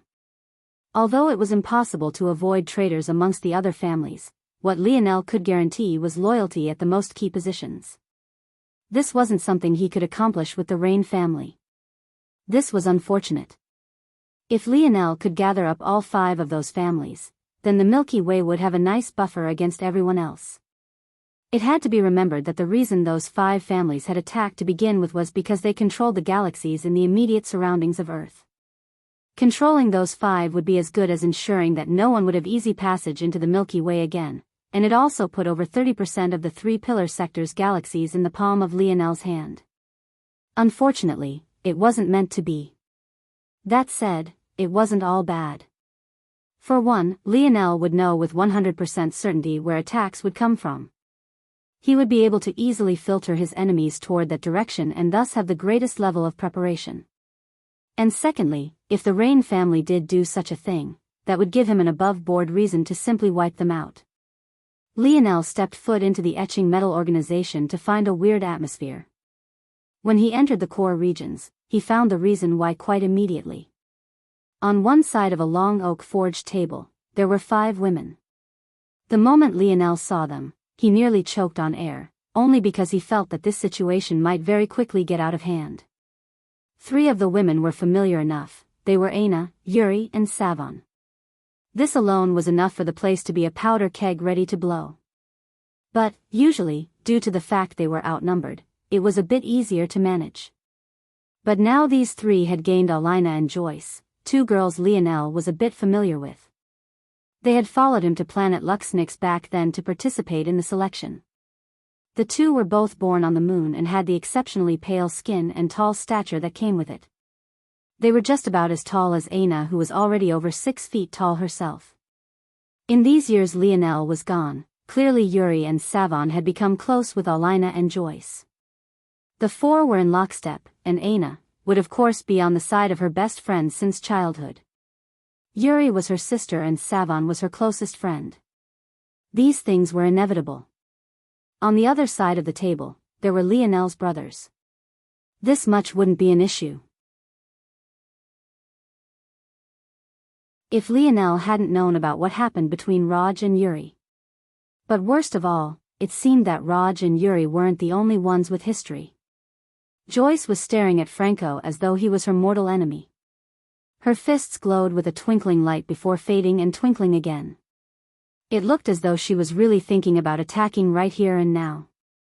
Franco pretended like he didn't see anything, taking a sip at a cup that had little nothing in it. But the sip at the faint strands of droplets remaining seemed to only infuriate everyone else all the more. If Lionel remembered correctly, Joyce had an odd fist ability that allowed her to accumulate force and punch it outward. He assumed that this made her fist force quite powerful. But what was more poignant was the fact that her ability matched her personality quite well. The first time she and Franco met, they had been at odds almost immediately. That was because Franco had insisted on Alina's help during the war against the oceanic beasts. That help had placed Alina in the line of fire, all to save a few young men she had only just met that day. Back then, Joyce had threatened Franco with death, but Franco had said that he would have died long ago if Alina was harmed. Hearing that, Joyce could only let it go. But it seemed that now she had entirely new reasons to be furious. Lionel, however, didn't feel that this was surprising. Franco was most definitely the most perverted amongst them, but he also acted out on his perverted intentions. Back in the academy, he flew through women as easily as turning the pages of a book. Unfortunately for him, Joyce didn't seem like the type to docilely let such a thing slide. At the same time, while Joyce seemed to be deciding whether or not she should commit an act of murder, there was Yuri who said calmly and without the slightest ripple on her face. From the beginning, she didn't send a single glance toward Raj as though they didn't even know each other, and while it was Joyce on the women's side that seemed about to explode, it was Raj on the men's side. He looked like he was a step away from ripping a hole through a wall. The cherry on top seemed to be Alina, who kept stealing glances toward Alan, but unlike Yuri, who was purposely ignoring Raj clearly out of spite, Alan didn't seem to be aware at all. He was entirely focused on a tablet in his hands, calculating several things at once as his fingers flew across the screen. Every time Alina saw that he wasn't looking at her, she would dip her head down in disappointment, only to be back to looking at him a half-minute later. While everything seemed to have gone to shit, there was one light on the horizon. Savon and Joel would smile bitterly toward one another from time to time. As the most level-headed of both groups, the two seemed to have become like 2 peas in a pod. In a corner, Milan and Gil were having the times of their lives, their snickers echoing slightly before they covered their mouths. The moment Lionel entered, all of them looked toward him at once. Hephaestus patted a hand on his shoulder. "Good luck," he said before rushing away.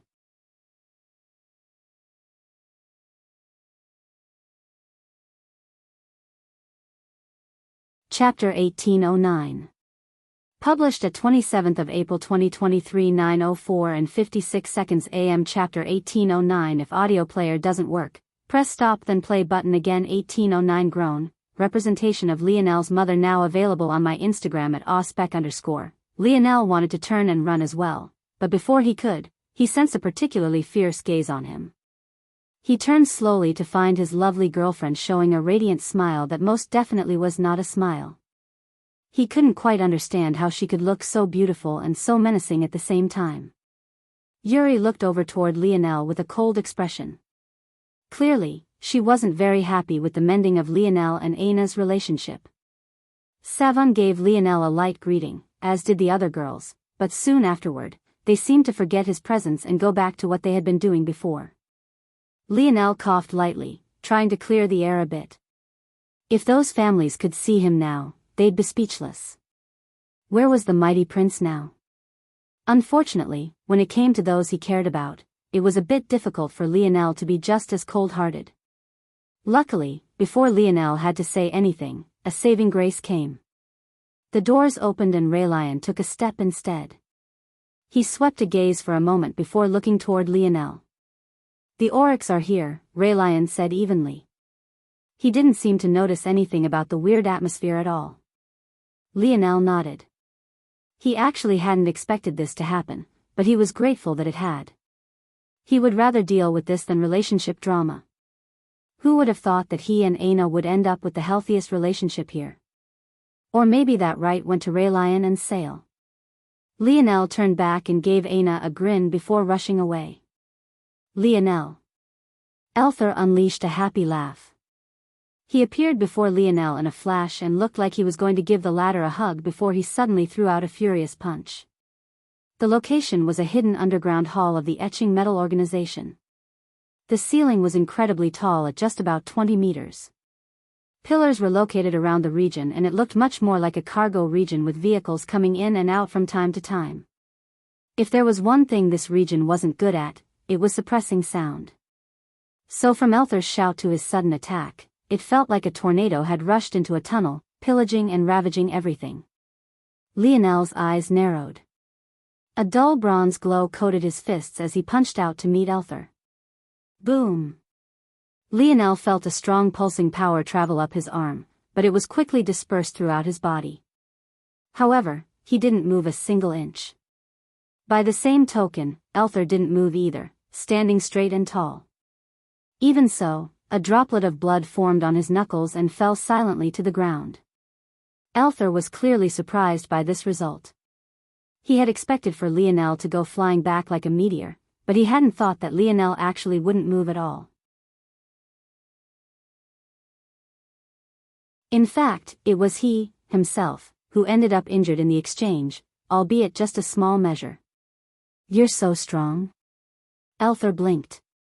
He had gotten a small rundown of what had happened to Lionel from Raylion and he had come to understand that Lionel had disappeared for a long while. By that token, he should have gained 10+ years of practice advantage on Lionel, so why were their strengths still so close?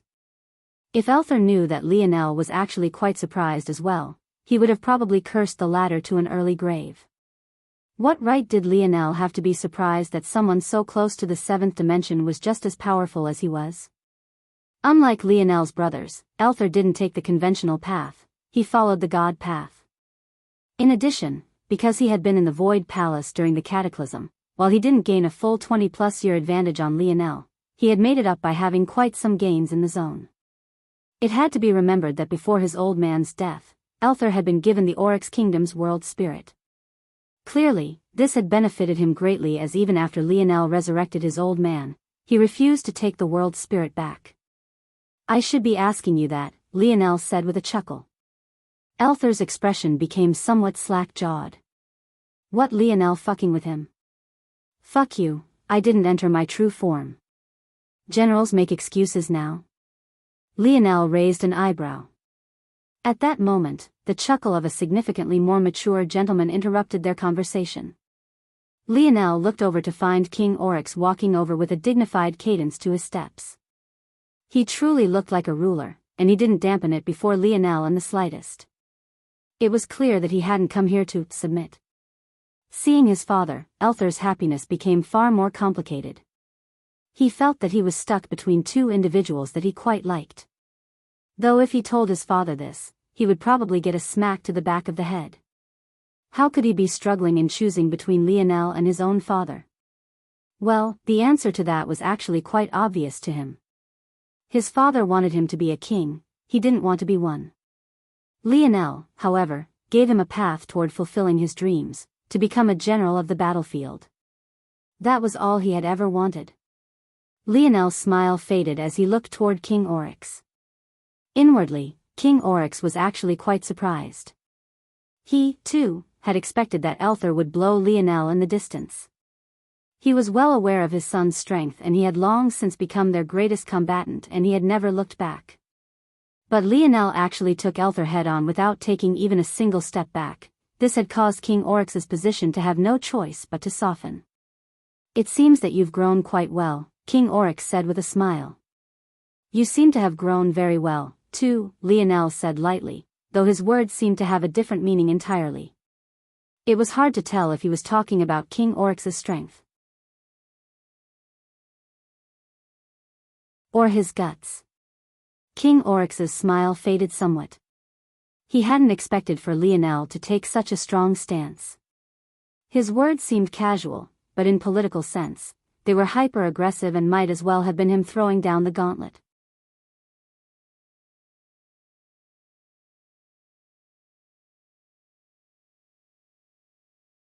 Chapter 1810.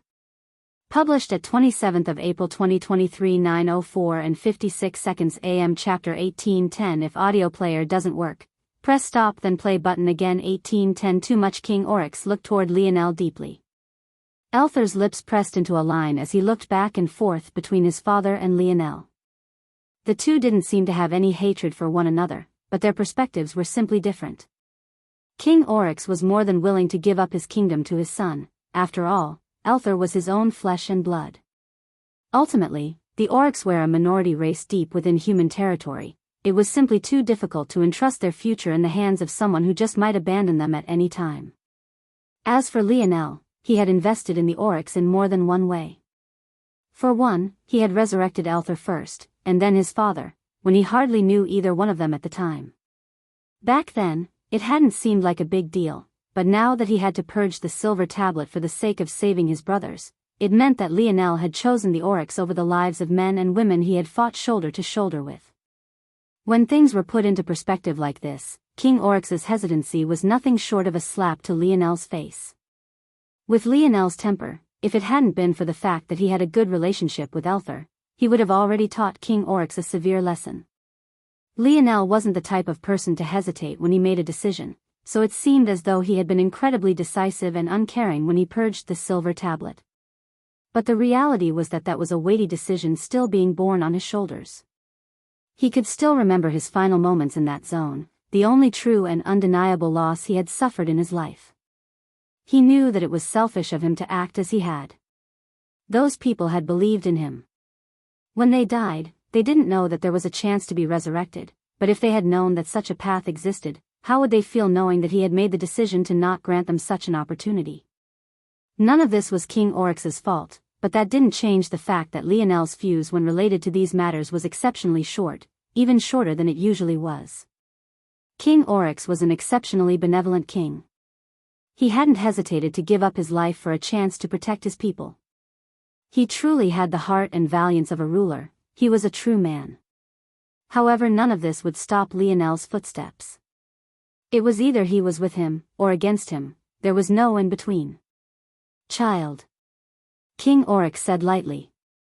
"You aren't as I remember. It seems that this world has ground down your spirit. And left behind something far sharper," Lionel replied just as calmly. "If this is what you believe, then there's nothing much that I can say to you." Lionel nodded slightly. "It really isn't something that you can understand.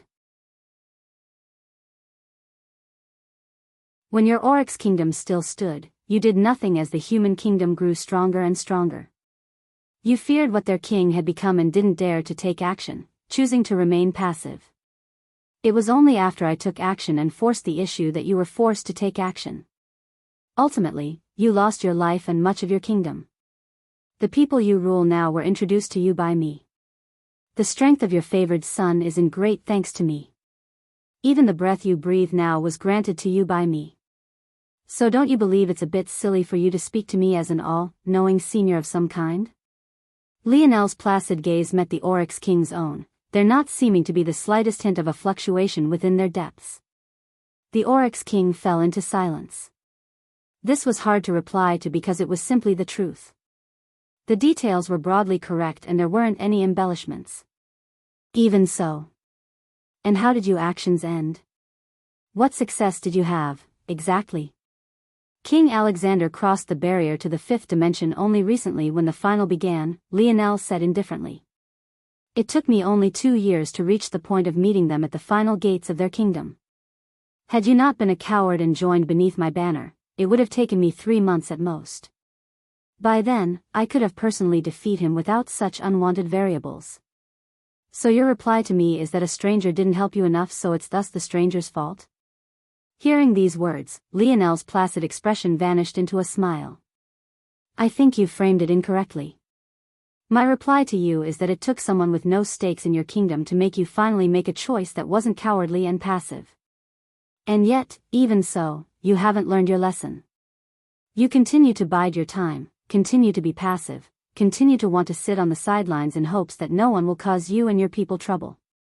It's no wonder that your son doesn't want to follow in your steps to become a king. In his eyes, this is all a king can do. Lionel. Elther wanted to interrupt, but he seemed to be shielded outside of the clashing auras of his father and Lionel. I can tell you this very clearly, though, Lionel continued, his aura growing, I won't let you sit on the sideline. I will not allow such a variable to exist within the barriers of my empire. The Oryx only have one of 2 choices.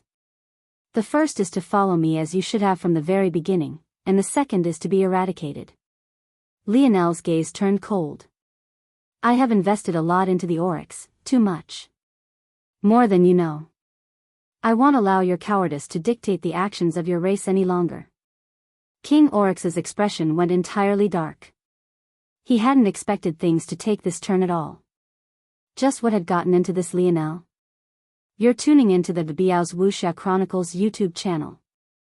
Don't forget to subscribe and join us on this journey to catch the most captivating stories.